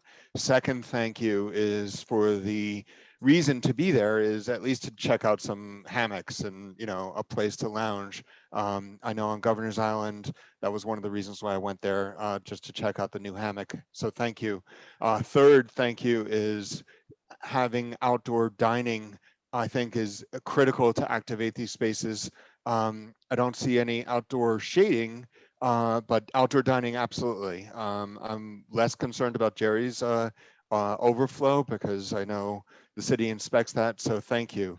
But following along that line, let's think of how the spaces are going to be activated. Are people going to come down here and just sit under a shade structure? Well, there isn't one. Are they going to come down here to allow their dogs to play? Well, there's really no space for that. Is there any community gardening area? Is there even tables that are fixed to the ground with accessible seating that people could play chess, checkers, or dominoes? Those kinds of things. Is there going to be a barbecue pit so that if somebody wanted to come down and have a birthday party and do some barbecuing like we do in Brooklyn Bridge Park? All of these things we know activate the space and we know make an enjoyable space. Please, please consider those. We've been begging for 4 years, and we don't see any of that in this proposal. So have another look at it and hopefully they come in. Thank you. Thank you, Owen. Gina or Sierra, you want to respond at all? Or? I'll just say thank you, Owen, for the comments. We'll certainly, circle back with the greater team and talk about the potential for additional activation opportunities. Okay, thank you. Any other comments, Alec? I just wanted to say that I wanted to thank both the waterfront applicants for coming tonight. I know that the community board wanted to review these plans before they were fully cooked. And we really appreciate the level of detail and care in these presentations, which, you know, wasn't a given. And so we understand that this was not necessarily something that everybody was foreseeing having to do. And we hope that everybody who is going to be bringing one of these applications is going to do exactly what you did. So thank you. Agreed. Thank you. I would also just like to, I've been taking some notes during these two presentations, and Karen Tamir, I hope you're still, I see you're on. I hope you're still listening. Great. I'm here. So here's just sort of a list of things that have been brought up, which we would ask both design teams to consider. Accessibility. It's not just about ramps, it's about for all the senses. Obviously the access to the direct access to the canal and getting out of the canal if you happen to fall in. Resiliency, shade structures, safety of the spaces that was brought up earlier by Owen in terms of making sure they're active and people feel safe there. One comment I have is I kind of was a little disappointed. I don't know how to really articulate this, but this is a very diverse community, and I didn't feel the renderings really represented that. You have a large NYCHA population nearby, which we hope to encourage to come down along this promenade. And I'd like the spirit of the design, as well as the way the design is represented, reflect that character as much as it can. Make sure there's a clear delineation between public and private space. That was said, I'm not sure I 100% agree with that, because it'd be nice if it could sort of flow a little bit, but I know there's some pragmatic financial reasons why it might have to, but something to consider. And I think a nice comment about that we just heard was just about connectivity. I don't want to, I hope this doesn't turn into like a Disney where you're in future world and, and history world, and each little segment of the promenade has this different character. It'd be nice if there was some sort of sense of continuity of design thought with all this. So those are my comments. I see Joanna has her hand up. Joanna, do you want to go ahead? Yeah, something you just said, Dave, reminded me of a design element I haven't seen in either of these that would be great to get, which is a designated space for outdoor cooking. That exists at Brooklyn Bridge Park. It's very heavily used, and Prospect Park as well. And we redid a park in CB6 a couple years ago down in Gowanus that does not feature that element. It's more of a playground. But guess what? People are cooking out anyway. So it's just something to anticipate and design for instead of dealing with it after it happens. Thanks. Thank you, Joanna. Any last comments from the committee? I don't see anybody else in the community with their hands up. So are we good? Great. Well, I was just going to make a motion to adjourn. Let's adjourn. Motion accepted. Good night. Thank you, everybody. Good night, Stay everybody. cool. Thank you, everybody. Thanks, everyone. And Thank you. you.